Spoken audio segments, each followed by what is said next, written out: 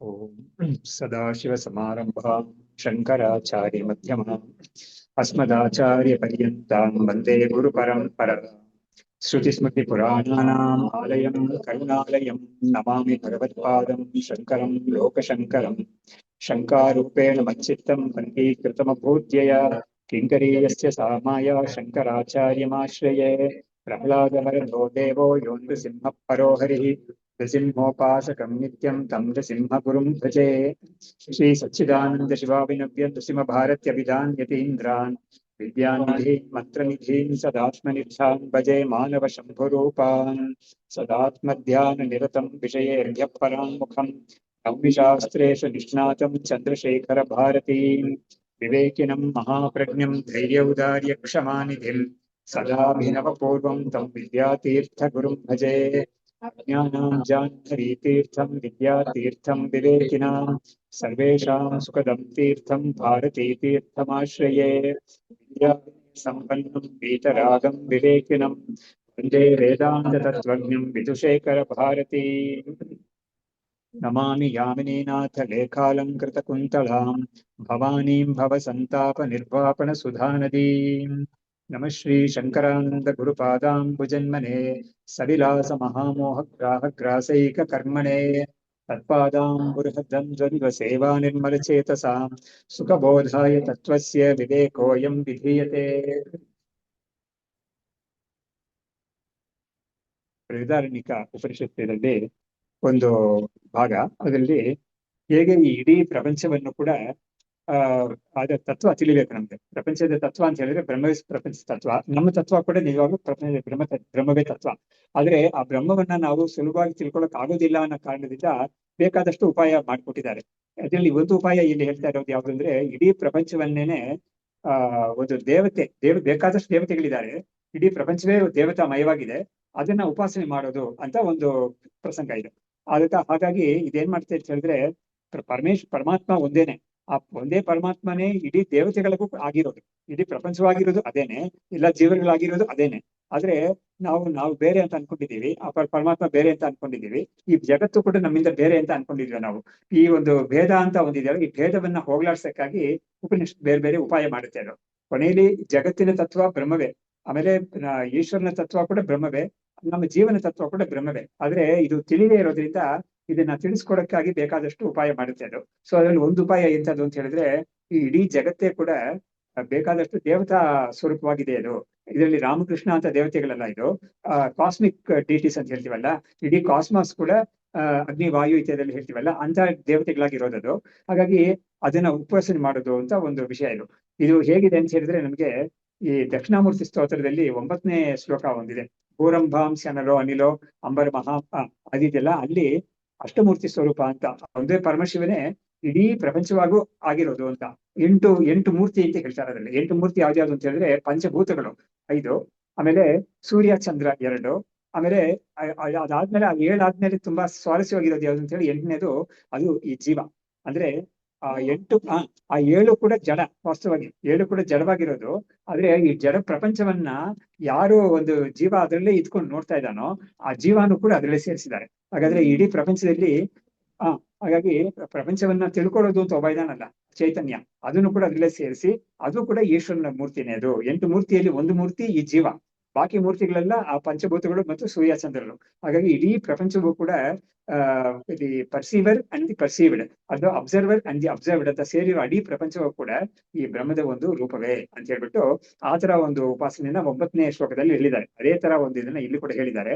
ಅಲ್ಲಿ ಏನಾಗುತ್ತೆ ಅಂತ ಹೇಳಿದ್ರೆ ವಿಶೇಷ, ಯಾವ ಒಂದು ಬ್ರಹ್ಮವು ಈ ದೇವತೆಗಳನ್ನೆಲ್ಲ ನಿಯಮನ ಮಾಡಿತ್ತು ಅಂದ್ರೆ ಏನಾಯ್ತು, ಅಗ್ನಿ ವಾಯು ಭೀಷಾಸ್ಮಾತ್ ವಾತಃಪವತಿ ಭೀಷೋದೇತಿ ಸೂರ್ಯ, ಅಲ್ಲಿ ಯಮ, ಅಗ್ನಿ, ಇಂದ್ರ, ಸೂರ್ಯ, ವಾಯು ಇವುಗಳೆಲ್ಲ ಕಾಸ್ಮಿಕ್ ಡೀಟೇಲ್ಸ್, ಅವ್ರವ್ರಿಗೆ ಒಂದೊಂದು ಕೆಲಸ ಕೊಟ್ಟಿದ್ದಾರೆ ಇದರಲ್ಲಿ ಕಾಸ್ಮಿಕ್ ಮ್ಯಾನೇಜ್ಮೆಂಟ್ ಅಲ್ಲಿ. ಆದ್ರೆ ಅವುಗಳನ್ನೆಲ್ಲ ನಿಯಮನ ಮಾಡೋದು ಪರಮೇಶ್ವರ ಅಂತ ಒಬ್ಬ ಇದ್ದಾನೆ. ಆ ಪರಮೇಶ್ವರನಿಗೆ ಅಧೀನವಾಗಿ ಇವುಗಳೆಲ್ಲ ಕೆಲಸ ಮಾಡ್ತಾ ಇರ್ತಾರೆ. ಆದ್ರೆ ಆ ಪರಮೇಶ್ವರನ ಸೇರಿಸ್ಕೊಂಡು ಇಲ್ಲಿ ಉಪಾಸನೆ ಮಾಡುವಾಗ ಆ ನಿಯಮನ ಮಾಡೋದು ಪರಮೇಶ್ವರನೇ, ಯಾರನ್ನ ನಿಯಮನ ಮಾಡ್ತಾನೋ ಅವನು ಪರಮೇಶ್ವರನೇ. ಹಾಗೆ ಅದು ವಿಶೇಷ ಇದೆ. ಹಾಗಾಗಿ ನಾವು ಸಾಮಾನ್ಯವಾಗಿ ಯಜಮಾನ ಒಬ್ಬ, ಕೆಲಸಗಾರ ಬೇರೆ ಬೇರೆ ಅಂತ ನಾವು ಲೋಕದಲ್ಲಿ ತಿಳಿತೀವಿ. ಆದ್ರೆ ಈ ಕಾಸ್ಮಿಕ್ ಇದರಲ್ಲಿ ಏನು ವಿಶೇಷ ಅಂತ ಹೇಳಿದ್ರೆ, ಆ ಯಜಮಾನ ಯಾರೋ ಅವನೇ ಕೆಲಸಗಾರರಾಗೂ ಇದ್ದಾನೆ. ಹಾಗಾಗಿ ಒಬ್ಬನೇ ವೇಷಧಾರಿ ಇದು ಇವಾಗ double acting, mono acting, double acting ಅಂತ ಬೇರೆ ಬೇರೆ ಇದೆಯಲ್ಲ. ಅದರಲ್ಲಿ ಸಿನಿಮಾನಲ್ಲಿ ಮಾಡಿ ತೋರಿಸೋದು ಈಸಿ ಅದು. ಆದ್ರೆ ಇದ್ರಲ್ಲಿ ಸಿನಿಮಾ ಅಲ್ಲೇ ಇರೋ ಸ್ಟೇಜ್ ಅಲ್ಲಿ ಮಾಡಿ ತೋರಿಸೋದು ಕಷ್ಟ ಅದು. ಆದ್ರೆ ಈ ಒಂದು ಈ ಉಪನಿಷತ್ ತೋರಿಸೋ ಈ ವಿಚಾರ ಅನ್ನೋದು ಅದು ಎಲ್ಲಾ ಸಿನಿಮಾಗೂ ಮುಂಚೆ ಇದ್ದಿದ್ವಿ. ಇದು ಎಲ್ಲಾ ಸಿನಿಮಾಗೂ ಅದು ಮುಂಚೆ ಇದ್ದಿದ್ದು ಒಂದು ವಿಷಯ. ಅದರಿಂದಾನೇ ಇವರು ಇನ್ಸ್ಪಿರೇಷನ್ ಡ್ರಾ ಮಾಡ್ಕೊಂಡಿದ್ದಾರೆ ಅಂತಾನು ಹೇಳ್ಬೋದು ನಾವು, ತಪ್ಪಿಲ್ಲ.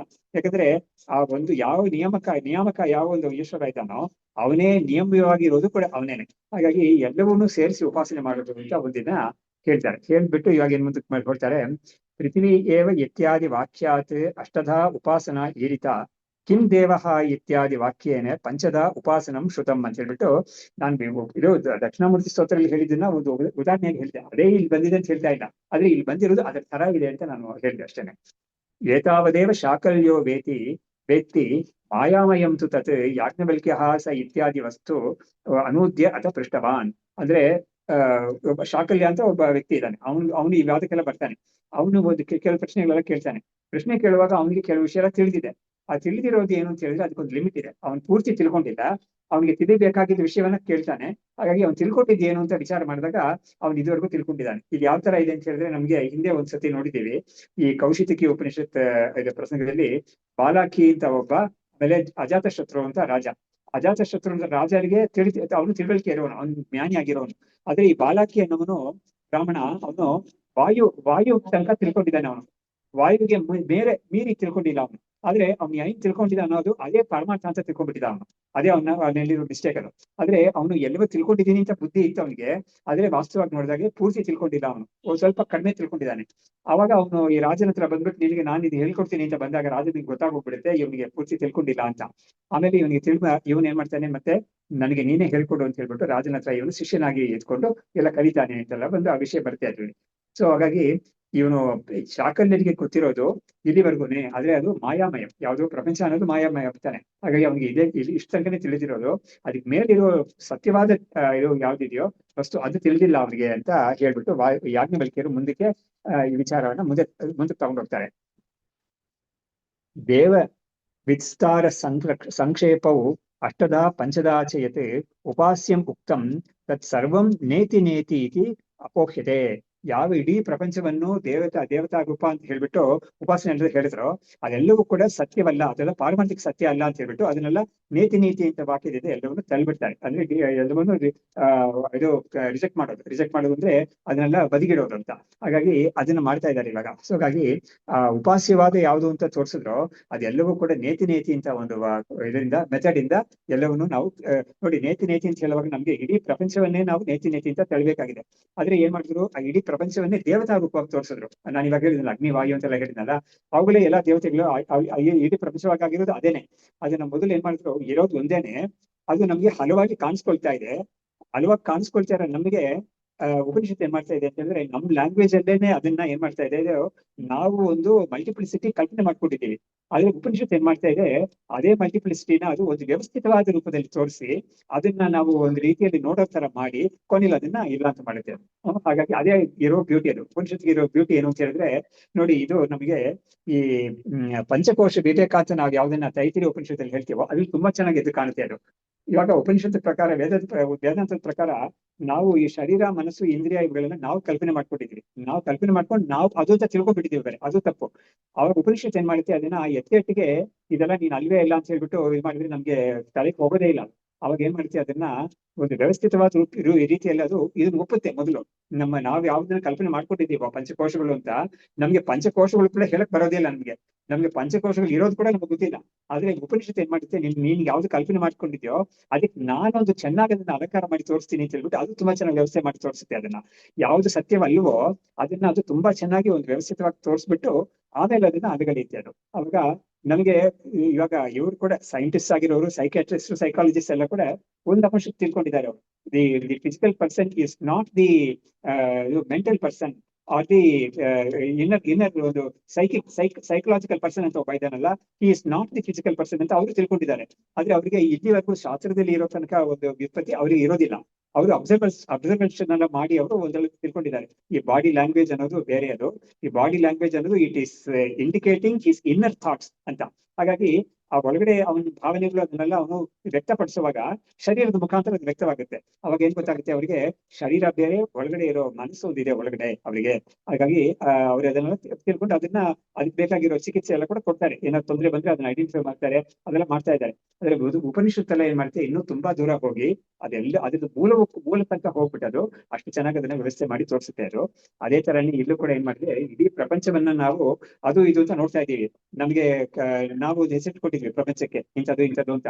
ಅದ್ರ ಉಪನಿಷತ್ ಏನ್ ಮಾಡಿದ್ವಿ, ಅದಕ್ಕೆಲ್ಲ ಬಂದು ಅಗ್ನಿ, ವಾಯು, ಸೂರ್ಯ ಅಂತ ಹೇಳಿ ಅದಕ್ಕೊಂದು ಹೆಸರುಗಳು ಕೊಟ್ಟು ಅದನ್ನೆಲ್ಲ ಅವ್ರುಗಳೇ ಈ ತರ ಇರೋದು ಅಂತ ತೋರಿಸಿ ನಮಗೆ, ಆಮೇಲೆ ಕೊನೆಯಲ್ಲಿ ಅದನ್ನೆಲ್ಲ ನೇತಿ ಅಂತ ಅದು ನಿರಾಕರಣೆ ಮಾಡುತ್ತೆ ಅದು. ಸೊ ತೈತಿರೀಯ ಉಪನಿಷತ್ತಲ್ಲಿ ತುಂಬಾ ಚೆನ್ನಾಗಿ ಬಂದಿದೆ. ಬರುವಾಗ ಏನ್ ಮಾಡುತ್ತೆ ಅಂದ್ರೆ, ಈ ಪಂಚಕೋಶಗಳು ವಾಸ್ತವವಾಗಿ ಆತ್ಮ ಅಲ್ವೇ ಇಲ್ಲ.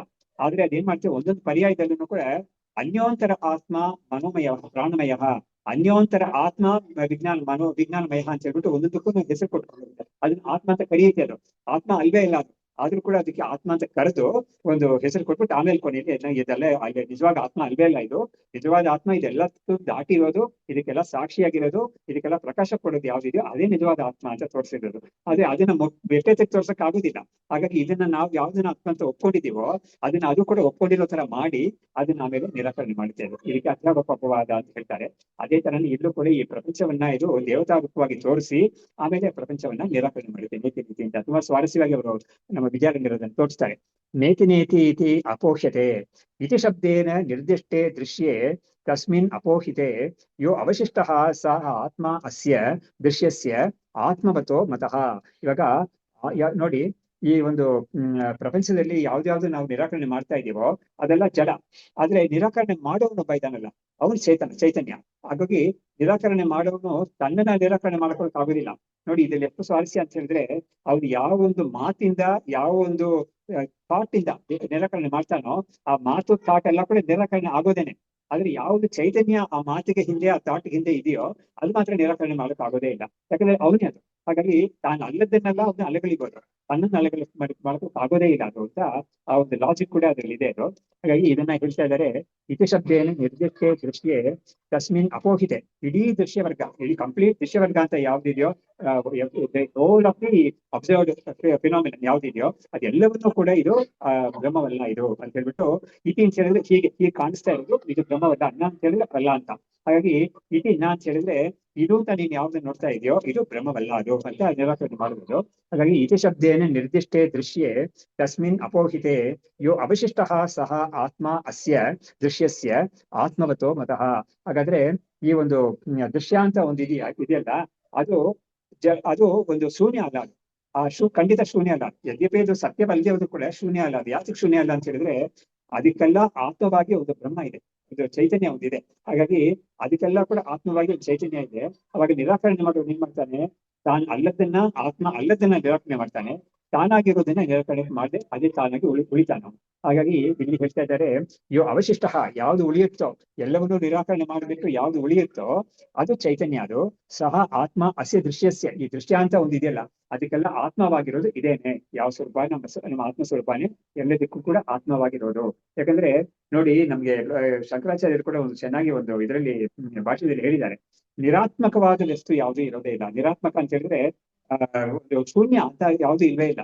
ನೀವು ಯಾವುದೇ ಒಂದು ಪದಾರ್ಥ ತಗೊಂಡ್ರು ಕೂಡ ಲೋಕದಲ್ಲಿ, ಒಂದು ಆಭರಣ ಅಂತ ತಗೊಂಡ್ರೆ ಅದಕ್ಕೆ ಬಂಗಾರ ಅಂತ, ಅದಕ್ಕೆ ಆತ್ಮ ಅಂದ್ರೆ ಅದರ ಒಂದು ಸ್ವರೂಪ. ಅದೇ ತರ ಒಂದು ಫರ್ನಿಚರ್ ಅಂತ ತಗೊಂಡ್ರೆ ಅದಕ್ಕೆ ಮರ ಅನ್ನೋದು ಸ್ವರೂಪ. ಒಂದು ಮಣ್ಣಿನ ಸಾಮಾನು ಅಂತ ವಸ್ತು ಅಂತ ತಗೊಂಡ್ರೆ ಅದಕ್ಕೆ ಮಣ್ಣು ಅನ್ನೋದೇ ಅದಕ್ಕೆ ಸ್ವರೂಪ ಅಂತ. ಆತರ ಇಡೀ ಪ್ರಪಂಚಕ್ಕೆ ಯಾವ್ದು ಸ್ವರೂಪ ಅಂತ ಕೇಳಿದ್ರೆ ಈ ಆತ್ಮ ಅನ್ನೋದೇ, ಬ್ರಹ್ಮ ಅನ್ನೋದೇ ಸ್ವರೂಪ ಅದಕ್ಕೆ.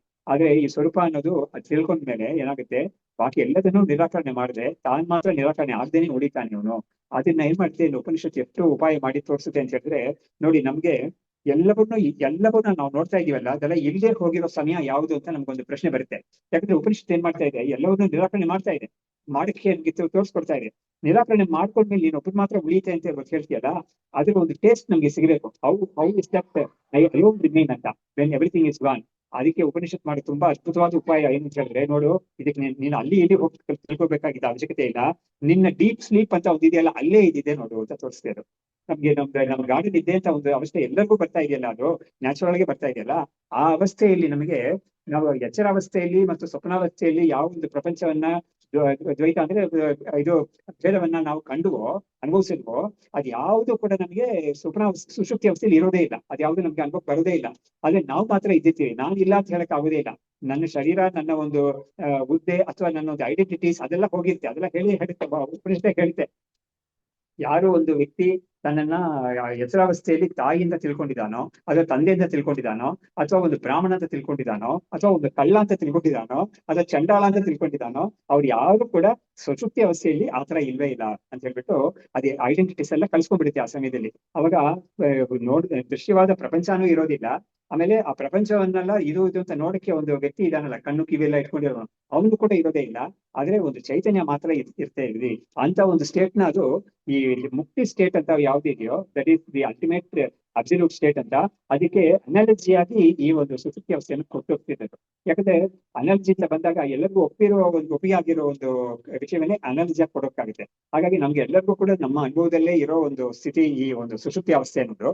ಆ ಅವಸ್ಥೆಯಲ್ಲಿ ಹೇಗಿದೆ ಅಂತ ನೀನೇ ನೋಡ್ಕೋ ಅಂತ ಹೇಳ್ಬಿಟ್ಟು, ಹೇಗೆ ಸರಿ ನಾನು ಇದ್ದೀನಿ ಅಂತ ಹೇಗೆ ಗೊತ್ತಾಗುತ್ತೆ ನನಗೆ ಸುಷುಪ್ತಿಲಿ ಅಂತ ಹೇಳಿದ್ರೆ, ಏನು ತೊಂದರೆ ಇಲ್ಲ. ನೀನ್ ಎಚ್ಚರ ಆಗಿದ ತಕ್ಷಣ ನಿನ್ಗೆ ಗೊತ್ತಾಗುತ್ತಲ್ಲ, ಇಷ್ಟೊತ್ತು ನಾನು ತುಂಬಾ ಚೆನ್ನಾಗಿ ನಿದ್ದೆ ಮಾಡಿದೆ ಅಂತ ನೀನೇ ಹೇಳ್ತೀಯಲ್ಲ. ಹಾಗಾದ್ರೆ ಸುಷುಪ್ತಿ ಅವಸ್ಥೆಯಲ್ಲಿ ನೀನ್ ಇಲ್ಲದೆ ಹೋಗಿಲ್ಲ, ಖಂಡಿತ ನೀನ್ ಇದ್ದಿದ್ಯಾ, ಖಂಡಿತ. ಹಾಗಾಗಿ ನೀನ್ ಇದ್ದಿದ್ದಿಂದಲೇ ನೀನು ಎಚ್ಚರ ಆಗಿದ್ಮೇಲೆ ನಾನು ತುಂಬಾ ಸುಖವಾಗಿ ನಿದ್ದೆ ಮಾಡಿದೆ, ನನ್ಗೆ ಯಾವ್ದು ಗೊತ್ತಾಗ್ಲಿಲ್ಲ ಅಂತ ಹೇಳಕ್ ಆಗ್ತಾ ಇದೆ. ಅದರಿಂದ ನೀನ್ ಇದ್ದಿದ್ಯಾ ಖಂಡಿತ, ಆದ್ರೆ ಬಾಕಿ ಯಾವ್ದು ಇರ್ಲಿಲ್ಲ ನೋಡು. ಇಂಥ ಒಂದು ಸ್ಥಿತಿನೇ ಮೋಕ್ಷ ಸ್ಥಿತಿ ಅಂತ ಅದು ತೋರಿಸುತ್ತೆ ನಮ್ಗೆ. ಹಾಗಾಗಿ ಈ ಪ್ರಜಾರಣದಲ್ಲೇ ಬರೋ ವಿಷಯನೇ ಅದು. ಹಾಗಾಗಿ ಇಲ್ಲಿ ಅವರು ಏನ್ ಮಾಡ್ತಾ ಇದ್ದಾರೆ, ಈ ಒಂದು ಇಡೀ ದೃಶ್ಯ ಅಂದ್ರೆ ವಾಟ್ ಎವರ್ ಇಸ್ ನಮ್ಗೆ ವಿಷಯವಾಗುತ್ತೋ ಅದು. ಅಂದ್ರೆ ನಮ್ಗೆ ಹೊರಗಡೆ ಇರೋದನ್ನೆಲ್ಲ ನಾವು ಕೈ ತೋರಿಸಿ ಇದು ಅಂತ ಹೇಳ್ತೀವಿ. ಆದ್ರೆ ಉಪನಿಷತ್ ಏನ್ ಮಾಡ್ತಾ ಇದೆ, ಅದಕ್ಕಿಂತ ಸ್ವಲ್ಪ ಒಳಗಡೆ ಹೋಗಿ ನೀನು ಯಾವ್ದಿಂದ ಯಾವ ಒಂದು ಕೈಯಲ್ಲಿ ತೋರಿಸ್ತಾ ಇದೆಯೋ ಆ ಕೈ ಕೂಡ ನಿನ್ಗೆ ದೃಶ್ಯನೇ. ಆಮೇಲೆ ಅದೇ ತರ ನಿನ್ ಮನಸ್ಸು ಯಾವ ಮನಸ್ಸಿಂದ ನೀನು ಸಂಕಲ್ಪ ಮಾಡಿ ಅದನ್ನ ಅದು ಇದು ಅಂತ ಹೇಳ್ತಾ ಇದೆಯೋ ಅದು ಕೂಡ ನಿನ್ಗೆ ದೃಶ್ಯನೇ. ಯಾವ ಅಹಂಕಾರದಿಂದ ನಾನು ಅಂತ ಹೇಳ್ತಾ ಇದೆಯೋ ಅದು ಕೂಡ ನಿನ್ಗೆ ದೃಶ್ಯನೇ ಅಂತ ಹೇಳ್ಬಿಟ್ಟು ಅದೆಲ್ಲವನ್ನೂ ಬಿಟ್ಟು ಅದಕ್ಕೆ ಶುದ್ಧವಾಗಿರೋ ಚೈತನ್ಯ ಮಾತ್ರ ನೀನಾಗಿದ್ದ ನಿಜವಾಗ್ಲು ಅಂತ ಹೇಳ್ಬಿಟ್ಟು ಅದನ್ನ ನೀನು ಇದು ಅಂತ ಹೇಳಕ್ ಆಗೋದೇ ಇಲ್ಲ. ನೋಡಿ ಅದು ಸ್ವಾರಸ್ಯ ಅದರಲ್ಲಿ. ಇದನ್ನ ಹೇಳಿ ಈ ವಿಷಯವನ್ನು ಹೇಳಕ್ಕೆ ಒಂದು ಕೇನೋಪನಿಷತ್ ಅಂತ ಒಂದಿದೆ. ಅದ್ರಲ್ಲಿ ಏನ್ ಮಾಡುತ್ತೆ ಅಂತ ಹೇಳಿದ್ರೆ, ಆ ಉಪನಿಷತ್ತು ಯಾವ್ದು ನಿಜವಾಗ್ಲೂ ಬ್ರಹ್ಮ, ಉಪನಿಷತ್ ಹೇಳ್ತಾ ಇರೋ ಬ್ರಹ್ಮ ಯಾವ್ದು ಅಂತ ಕೇಳಿದ್ರೆ ಆ ಉಪನಿಷತ್ತೆ ಏನ್ ಹೇಳ್ತೆ ಅಂತ ಅದಕ್ಕೆ ಅದು ನೋಡು, ಯಾರು ಒಬ್ಬ ತನಗಿಂತ ಬೇರೆಯಾಗಿ ಒಂದು ವಸ್ತುವನ್ನ ನಾನು ಬೇರೆ ಆ ವಸ್ತು ಬೇರೆ ಅಂತ ಅದನ್ನ ಉಪಾಸನೆ ಮಾಡ್ತಾನೋ, ಆ ಉಪಾಸನೆ ಮಾಡಿ ಯಾರು ಒಂದು ಉಪಾಸ್ಯವಾದ ಒಂದು ದೇವತೆ ಇದೆಯೋ, ದೇವತೆನೋ ಏನೋ ಒಂದು ವಸ್ತು ಇದೆಯೋ, ವ್ಯಕ್ತಿ ಇದೆಯೋ, ಅದು ಬ್ರಹ್ಮ ಅಲ್ಲೇ ಇಲ್ಲ ಅಂತ ಹೇಳ್ತಾರೆ. ನೇದಂ ಬ್ರಹ್ಮ ಇದಂ ಉಪಾಸತೆ ಅಂತ. ಹಾಗಾಗಿ ಇದು ಅಂತ ಯಾವ್ದನ್ನ ಉಪಾಸನೆ ಮಾಡ್ತಾ ಇದ್ದಾನೋ ಅದು ಬ್ರಹ್ಮ ಅಲ್ಲ ಅಂತ. ನೇದಂ ಬ್ರಹ್ಮ ಇದಂ ಉಪಾಸತೆ ಅಂತ. ಹಾಗಾಗಿ ಇದಂ ಅಂತ ಯಾವ್ದನ್ನ, ಇದಂ ಅಂದ್ರೆ ಇದು ಅಂತ, ನನಗಿಂತ ಬೇರೆ ಅದನ್ನ ಇದು ಅಂತ ಹೇಳಕ್ಕಾಗುತ್ತೆ. ಅವಾಗ ಇದು ಅಂತ ತಿಳ್ಕೊಂಡು ಯಾವ್ದನ್ನ ಉಪಾಸನೆ ಮಾಡ್ತಾನೋ ಅದು ಬ್ರಹ್ಮ ಅಲ್ವೇ ಇಲ್ಲ ಅಂತ ಹೇಳುತ್ತೆ ಉಪನಿಷತ್ತು. ಹಾಗಾಗಿ ಅದು ತುಂಬಾ ಸ್ವಾರಸ್ಯ. ಅದು ಹಾಗಾದ್ರೆ ಏನಾಯ್ತು, ಆ ಬ್ರಹ್ಮ ಅಂದ್ರೆ ಯಾವ್ದು ಅಂತ ಹೇಳಿದ್ರೆ ನೀನೇ ಅದು, ನಿನಗಿಂತ ಬೇರೆ ಅಲ್ವೇ ಇಲ್ಲ ಅದು ಅಂತ ಹೇಳ್ಬಿಟ್ಟು ಅಂತದ್ದೇ ಬ್ರಹ್ಮ ಅಂತ ಉಪನಿಷತ್ತೆ ಅದನ್ನ ತೋರಿಸ್ಕೊಡ್ತೆ ಅದು. ಸೊ ಹಾಗಾಗಿ ಇಲ್ಲೂ ಕೂಡ ಇವ್ರು ಏನ್ ಮಾಡ್ತಾ ಇದ್ದಾರೆ, ದೃಶ್ಯ ಆಗಿರೋದು ಎಲ್ಲವನ್ನೂ ಕೂಡ ನೇತಿ ಅಂತ ನಿರಾಕರಣೆ ಮಾಡಿದ್ಮೇಲೆ ಯಾವ್ದು ಒಂದು ಉಳಿಯುತ್ತೆ ಅಂತ ಕೇಳಿದ್ರೆ ನಿರಾಕರಣೆ ಮಾಡಕ್ ಆಗದೆ ಇರೋದು. ಆಮೇಲೆ ಯಾವ್ದನ್ನ ನಿರಾಕರಣೆ ಮಾಡಿದ್ರು ಅದಕ್ಕೆಲ್ಲದಕ್ಕೂ ಆತ್ಮವಾಗಿರೋದು ಯಾವ್ದೊಂದು ಚೈತನ್ಯ ಇದೆಯೋ ಅದು ಮಾತ್ರ ಉಳಿಯೋದು ಅಂತ ಹೇಳ್ತಾರೆ. ಇದಕ್ಕೆ ನಮ್ಗೆ ಶಂಕರಾಚಾರ್ಯರ ಒಂದು ಮನೀಷಾ ಪಂಚಕಂ ಅಂತ ಒಂದಿದೆ, ತುಂಬಾ ಜನ ಕೇಳಿರ್ತೀರ ಅದು. ಆ ಮನೀಷಾ ಪಂಚಕಮಲ್ಲಿ ಮೊದಲನೇ ಶ್ಲೋಕದಲ್ಲೇನೆ ಜಾಗೃತ್ ಸ್ವಪ್ನ ಸುಷುಪ್ತಿಷು ಸ್ಫುಟತರ ಯಾ ಸಂವಿದ್ ಉಜೃಂಭತೆ ಸೈವಾಹಂ ನ ದೃಶ್ಯ ವಸ್ತು ಅಂತ ಯಾವುದನ್ನ ಜಾಗೃತ ಸ್ವಪ್ನ ಸುಷುಪ್ತಿ ಎಲ್ಲಾ ಅವಸ್ಥೆಗಳಲ್ಲೂ ಕೂಡ ಯಾವ ಒಂದು ಚೈತನ್ಯ ನಾನು ಅಂತ ಒಂದು ನಮ್ಗೆ ಬೆಳಗ್ತಾ ಇದೆಯೋ ಅದೇ ನಾನು. ಆದ್ರೆ ಈ ದೃಶ್ಯ ವಸ್ತು ಯಾವ್ದು ನಾನು ಅಲ್ವೇ ಇಲ್ಲ ಅಂತ ಬರ್ತೇನೆ. ದೃಶ್ಯ ವಸ್ತು ಅಲ್ಲ ಅಂತ ತಿಳ್ಕೊಳ್ತಾನೆ ಅವನನ್ನು ನಾನು ಅವನು ಚಂಡಾಳನೇ ಆಗಿರ್ಲಿ ಅಥವಾ ಬ್ರಾಹ್ಮಣನೇ ಆಗಿರ್ಲಿ ಅವನ ನಾನು ಗುರು ಅಂತ ತಿಳಿತೀನಿ ಅಂತ ಆ ಶ್ಲೋಕದಲ್ಲಿ ಬರ್ತೇನೆ. ಹಾಗಾಗಿ ಎಂತ ಒಂದು ತತ್ವವನ್ನು ನಮಗೆ ತೋರಿಸ್ಕೊಡ್ತಾ ಇದ್ದಾರೆ ಅಂದ್ರೆ ಶಂಕರಾಚಾರ್ಯರಲ್ಲಿ ಈ ಒಂದು ಉಪನಿಷತ್ತಲ್ಲಿರೋ ವಿಷಯವನ್ನೇ ಅವರು ತೋರಿಸ್ಕೊಡ್ತಾ ಇದ್ದಾರೆ. ಎಲ್ಲವನ್ನೂ ನೀನು ನಿರಾಕರಣೆ ಮಾಡ್ತಾ ಇದೀಯಾ, ಆದ್ರೆ ಅದು ನೀನಲ್ಲ. ನಿರಾಕರಣೆ ಮಾಡೋ ಒಂದು ಚೈತನ್ಯ ಇದೆಯಲ್ಲ ಅದು ಮಾತ್ರ ನೀನೇ ಹೊರತು ಯಾವ್ದನ್ನ ನಿರಾಕರಣೆ ಮಾಡ್ತೀಯೋ ಮತ್ತು ಯಾವ್ದರಿಂದ ನಿರಾಕರಣೆ ಮಾಡ್ತಾ ಇದೆಯೋ ಅದು ಕೂಡ ನೀನ್ ಅಲ್ವೇ ಇಲ್ಲ. ಆದ್ರೆ ಅದಕ್ಕೆ ಎಲ್ಲದಕ್ಕೂ ಬ್ಯಾಕ್ಗ್ರೌಂಡ್ ಅಲ್ಲಿರೋ ಒಂದು ಬೆಳಗ್ತಾ ಇದೆಯಲ್ಲ ಚೈತನ್ಯ ಅದೇ ನೀನು ಅಂತ ತೋರಿಸ್ಕೊಟ್ಟು ಅದನ್ನ ಇಲ್ಲಿ ಕೂಡ ಅದನ್ನ ಕ್ಲಿಯರ್ ಆಗಿ ತೋರಿಸ್ಕೊಡ್ತಾ ಇದ್ದಾರೆ. ಮೊದಲನೇ ಶ್ಲೋಕ ಅದ್ರಲ್ಲೂ ಬರ್ತೇನೆ. ಹೌದು, ಅದ್ರಲ್ಲೂ ಬರ್ತೇನೆ. ಆಮೇಲೆ ನೋಡಿ ಅದೇ ತರ ನಮ್ಗೆ 13ನೇ ಅಧ್ಯಾಯ ಭಗವದ್ಗೀತೆಯಲ್ಲಿ ಕ್ಷೇತ್ರಜ್ಞ ಅಂತ ನಾವು ನೋಡಿದೀವಲ್ಲ, ಅಲ್ಲೂ ಕೂಡ ಇದೇ ವಿಭಾಗನೇ. ಎಲ್ಲವನ್ನೂ ಕೂಡ ಕ್ಷೇತ್ರ ಅನ್ನೋ ಇದಕ್ಕೆ ಕೋಟಿಗೆ ಸೇರಿಸ್ಬಿಟ್ರು. ಪಂಚಭೂತದಿಂದ ಆಗಿರೋ ಪ್ರಪಂಚ ಆಮೇಲೆ ಪಂಚಭೂತಗಳಿಂದ ಆಗಿರೋ ನಮ್ಮ ಮನಸ್ಸು, ಇಂದ್ರಿಯಗಳು ಮತ್ತು ನಮ್ಮ ಭಾವನೆಗಳು ಬೇರೆ, ಇಚ್ಛಾದ್ವೇಷ ಸುಖಂ ದುಃಖಂ ಸಂಗಾತ, ಅದೆಲ್ಲ ಕೂಡ ನಮ್ಮ ಮನಸ್ಸಲ್ಲಿ ಬರೋ ಭಾವನೆಗಳು ಕೂಡ ಭೂತಗಳಿಂದ ಆಗಿರೋ ಇದಕ್ಕೆ ಕ್ಷೇತ್ರಕ್ಕೆ ಸೇರಿರೋದು ಅಂತ ಹೇಳ್ಬಿಟ್ಟು, ಆ ಕ್ಷೇತ್ರಜ್ಞ ಅಂತ ಒಂದು ಅದನ್ನೆಲ್ಲ ತಿಳಿತಾ ಇದೆ ಒಂದು ಚೈತನ್ಯ ಇದೆಯಲ್ಲ, ಅದು ಮಾತ್ರ ನೀನು ಅಂತ ತೋರಿಸ್ಬಿಟ್ಟು ಅದನ್ನ ಆ ವಿಭಾಗವನ್ನು ಮಾಡಿ ತೋರಿಸುತ್ತೆ ಅದು. ಹಾಗಾದ್ರೆ ಏನು, ಅಲ್ಲಿ ಕೂಡ ನೇತಿ ಅಂತ ಒಂದು ಇದನ್ನ ಬಳಸ್ಕೊಂಡು ನೀನು ಈ ಉಪಾಯವನ್ನೇ ಬಳಸ್ಕೊಂಡಲ್ಲಿ ಯಾವ್ದಾವ್ದು ನೀನು ಅಲ್ವೋ ಅದನ್ನೆಲ್ಲವನ್ನು ಗುರುತು ಮಾಡ್ಕೊಂಡು ಮೊದಲು ಅದನ್ನ ನೀನು ನಿರಾಕರಣೆ ಮಾಡ್ಕೊಂಡು ನೀನಾಗೇ ನೀನು ಉಳಿದುಕೊಂಡ್ರೆ ಅದೇ ನಿನ್ನ ಒಂದು ವಾಸ್ತವವಾದ ಸ್ಥಿತಿ, ಅದೇ ಮುಕ್ತಿ ಸ್ಥಿತಿ ಅಂತ ತೋರಿಸುತ್ತೆ. ಅಲ್ಲಿ ಆ ಉಪನಿಷತ್ತಲ್ಲಿ ತೋರಿಸುತ್ತೆ, ಗೀತಾ ಅಧ್ಯಾಯದಲ್ಲಿ ಯಾವ್ದ್ರಿಂದ ನಮ್ಗೆ ಈ ತರ ಒಂದು ಸಂಸಾರಾವಸ್ಥೆ ಬಂದಿದೆ ಅಂತ ಕೇಳಿದ್ರೆ, ನೀನ್ ಅಲ್ಲದೆ ಇರೋ ಈ ಒಂದು ಶರೀರಾದಿಗಳೆಲ್ಲ ನೀನು ನಾನು ಅಂತ ತಿಳ್ಕೊಂಡಿದ್ಯಲ್ಲ, ಅದರಿಂದಲೇ ಸಂಸಾರ ಅಂತ ಹೇಳಿದ್ದೆ. ಪುರುಷ ಪ್ರಕೃತಿಸ್ಥೋಹಿ ಭುಂಕ್ತೆ ಪ್ರಕೃತಿಜಾನ್ ಗುಣ ಅನ್ನತ. ಪುರುಷ ಅಂದ್ರೆ ಚೈತನ್ಯ, ಅದು ಪ್ರಕೃತಿ ಅಂತ ಯಾವ್ದಿದೆಯೋ ಅದರಲ್ಲಿ ಸೇರ್ಕೊಂಡ್ಬಿಟ್ಟಿದೆ, ಗೊತ್ತಿಲ್ಲದೆ ಇದೇ ನಾನು ಅಂತ ಅನ್ಕೊಂಡ್ಬಿಟ್ಟಿದೆ. ಅದು ಯಾವ್ದು ಪ್ರಕೃತಿಯಲ್ಲಿರೋ ಶರೀರ ಮನಸ್ಸು ಇವುಗಳೆಲ್ಲ ತಾನು ಅಂತ ತಿಳ್ಕೊಂಡಿದೆ. ಆಮೇಲೆ ಪ್ರಕೃತಿಯಲ್ಲಿರೋ ಬೇರೆ ಕೆಲವುಗಳೆಲ್ಲ ನಂದು ಅಂತ ತಿಳ್ಕೊಂಡ್ಬಿಟ್ಟಿದೆ. ಅದು ತಿಳ್ಕೊಂಡಿದ್ರಿಂದ ನಿನಗೆ ಸಂಸಾರ ಅನ್ನೋದು ಇದೆ, ಮತ್ತೆ ಜನ್ಮ ಹುಟ್ಟೋದು ಸಾಯೋದು ಅಂತ ಬರ್ತಾ ಇದೆ. ಯಾವ ಒಂದು ಉಪಾಯದಿಂದ ನೀನು ಪ್ರಕೃತಿ ಬೇರೆ ನಾನು ಬೇರೆ ಅಂತ ತಿಳ್ಕೊಂಡಿಯೋ ಆವಾಗ ನಿನಗೆ ಅದರಿಂದ ಬಿಡುಗಡೆ ಅಂತ ತುಂಬಾ ಚೆನ್ನಾಗಿ ತೋರಿಸಿದೆ. ಈ ಒಂದು ಥೀಮ್ ಎಲ್ಲಾ ಕಡೆನೂ ಇರೋದು, ಎಲ್ಲಾ ಉಪನಿಷತ್ತಲ್ಲೂ ಕೂಡ ಈ ಒಂದು ಥೀಮ್ ಇರೋದು, ಭಗವದ್ಗೀತೆಯಲ್ಲೂ ಕೂಡ ಅದೇ ಥೀಮ್ ಇರೋದು. ಹಾಗಾಗಿ ಅಂತ ಒಂದು ವಿಷಯವನ್ನ ತಿಳಿಸ್ಕೊಡಕ್ಕಾಗಿ ಅದು ಬಂದಿರೋದು. ಇವಾಗ ಮುಂದೆ ಕೇಳ್ತಾ ಇದ್ದಾರೆ, ಆತ್ಮವತ್ವ ಸಂಬಂಧೋ ನ ಅನ್ಯೋ ದೃಗ್ದೃಶ್ಯಯೋಹೋ ಇತಿ ಮತ್ವಾ ಆತ್ಮಶಬ್ದೋ ದೃಗ್ವಸ್ತುನಿ ಅವಾಚ್ಯೇಪಿ ಪ್ರಯುಜ್ಯತೆ. ಸರಿ, ಇವಾಗ ಯಾವ್ದೊಂದು ದೃಶ್ಯವಾಗಿದೆ, ಯಾವ್ದನ್ನು ನಿರಾಕರಣೆ ಮಾಡ್ತೀವೋ ಅದಕ್ಕೆಲ್ಲ ಆತ್ಮ ನೀನು ಅಂತ ಹೇಳಿದ್ರಲ್ಲ, ಅಲ್ಲಿ ಆತ್ಮ ನೀನು ಅಂತ ಹೇಳುವಾಗ ಕೂಡ ಒಂದು ಸ್ವಲ್ಪ ಒಂದು ಮೆಟ್ಲು ಇಳಿದೇನೆ ಅದು ಹೇಳ್ತಾ ಇದೆ. ಯಾತಕ್ಕೆ ಅಂತ ಹೇಳಿದ್ರೆ, ಈ ಆತ್ಮ ಅನ್ನೋದು ಬಾಯಿಂದ ಹೇಳಕ್ ಬರೋ ವಸ್ತು ಅಲ್ವೇ ಅಲ್ಲ ಅದು. ಯಾಕಂದ್ರೆ ನೋಡಿ, ಆತ್ಮ ಅಂತ ಶಬ್ದ ಕೂಡ ನಾವು ಉಪಯೋಗಿಸ್ತಾ ಇದೀವಿ, ನಮ್ಗೆ ಸಂಸ್ಕೃತದಲ್ಲಿ ಒಂದು ಶಬ್ದ ಇದೆ, ಆ ಶಬ್ದವನ್ನ ಉಪನಿಷತ್ತು ಉಪಯೋಗಿಸ್ತಾ ಇದೆ. ಆದ್ರೆ ನೀವು ಬೇರೆ ಕಲ್ಚರ್ಸ್ ನೋಡಿದ್ರೆ ಈ ಶಬ್ದ ಇರೋದಿಲ್ಲ, ಆದ್ರೆ ಆತ್ಮ ಇದೆಯಲ್ವಾ ಎಲ್ಲ ಕಡೆನೂ. ಅವರು ಆತ್ಮಗೆ ಬೇರೆ ಏನೋ ಹೇಳ್ತಾರೆ, ಅವರು ಆತ್ಮ ಅಂತ ತಿಳ್ಕೊಂಡು ಹೇಳ್ತಾರೋ ಇಲ್ವೋ, ಒಟ್ಟಿನಲ್ಲಿ ಒಂದು ತತ್ವ ಒಂದಿದೆ, ಸತ್ಯ ಒಂದು ತತ್ವ ಇದೆ.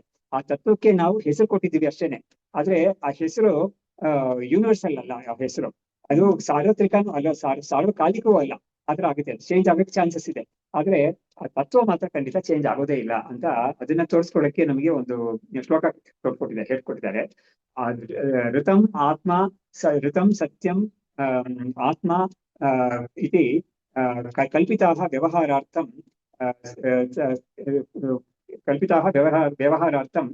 ತಸ್ಯ ಸಂಜ್ಞಾ ಮಹಾತ್ಮನಃ ಅಂತ. ಋತಂ ಆತ್ಮ ಪರಂ ಬ್ರಹ್ಮ ಸತ್ಯಂ ಇತ್ಯಾದಿಕ ಬುಧೈಃ ಕಲ್ಪಿತಾಃ ವ್ಯವಹಾರಾರ್ಥಂ ತಸ್ಯ ಸಂಜ್ಞಾ ಮಹಾತ್ಮನಃ. ಅಂದ್ರೆ ಏನು, ಅವ್ರ ಪರತತ್ವ ಅಂತ ಇದೆಯಲ್ಲ ಅದನ್ನ ತಿಳಿಸ್ಕೊಡಕ್ಕಾಗಿ, ವ್ಯವಹಾರ ಮಾಡಕ್ಕಾಗಿ ಋತಂ ಅಂತ ಒಂದು ಶಬ್ದ, ಸತ್ಯಂ ಅಂತ ಶಬ್ದ, ಆತ್ಮ ಅಂತ ಶಬ್ದ, ಪರಂ ಅಂತ ಶಬ್ದ, ಇಂಥ ಶಬ್ದಗಳನ್ನೆಲ್ಲ ಕಲ್ಪಿಸಿದ್ದಾರೆ ಇದನ್ನ ವ್ಯವಹಾರ ಮಾಡಕ್ಕಾಗಿ. ಬಟ್ ದಿ ನೇಮ್ಸ್ ವರ್ಡ್ಸ್ ಅದೇ ಪರಮಾರ್ಥ ಅಲ್ಲ. ಆ ವರ್ಡ್ಸ್ ಇಂದ ಯಾವ್ದನ್ನು ಸೂಚಿಸ್ತಾ ಇದೆಯೋ ಒಂದು ವಸ್ತುವನ್ನ, ಅದು ಮಾತ್ರ ಪರಮಾರ್ಥ ಅಂತ ಹೇಳ್ಬಿಟ್ಟು ಅದನ್ನು ತೋರಿಸಿದ್ದಾರೆ. ಹಾಗಾದ್ರೆ ಏನಾಯ್ತು, ಯಾವುದು ಶಬ್ದದಿಂದ ನೀನು ಇದನ್ನೆಲ್ಲ ನಿರಾಕರಣೆ ಮಾಡ್ತಾ ಇದೆಯೋ ಆ ಶಬ್ದ ಕೂಡ ನಿರಾಕರಿಸಲ್ಪಡ್ಬೇಕಾದ ವಸ್ತುವಿನೇ ಅದು ಕೂಡ ನಡೆಯೋದೇ ಇಲ್ಲ. ಆದ್ರೆ ಕೊನೆಯಲ್ಲಿ ಆ ಶಬ್ದವನ್ನು ಕೂಡ ನಾವು ತರಬೇಕಾಗಿದೆ. ಶಬ್ದ ನೋಡಿ, ಅದಕ್ಕೇನೆ ಈ ಶಬ್ದಗಳೆಲ್ಲ ಯಾತಕ್ಕೆ ಉಪಯೋಗ ಆಗಿದೆ ಅಂತ ಹೇಳಿದ್ರೆ, ನನ್ ಕೇಳಿದ ಶ್ಲೋಕನೇ ಹೇಳುತ್ತೆ ಅದನ್ನ. ಯಾಕಂದ್ರೆ ನೋಡಿ, ಒಬ್ಬನಿಗೆ ಈ ತತ್ವವನ್ನ ತಿಳಿಸ್ಬೇಕು ಅಂತ ಒಬ್ಬನಿಗೆ ಇಷ್ಟ ಇದೆ, ತಿಳಿಬೇಕು ಅಂತ ಒಬ್ಬನಿಗೆ ಇಷ್ಟ ಇದೆ.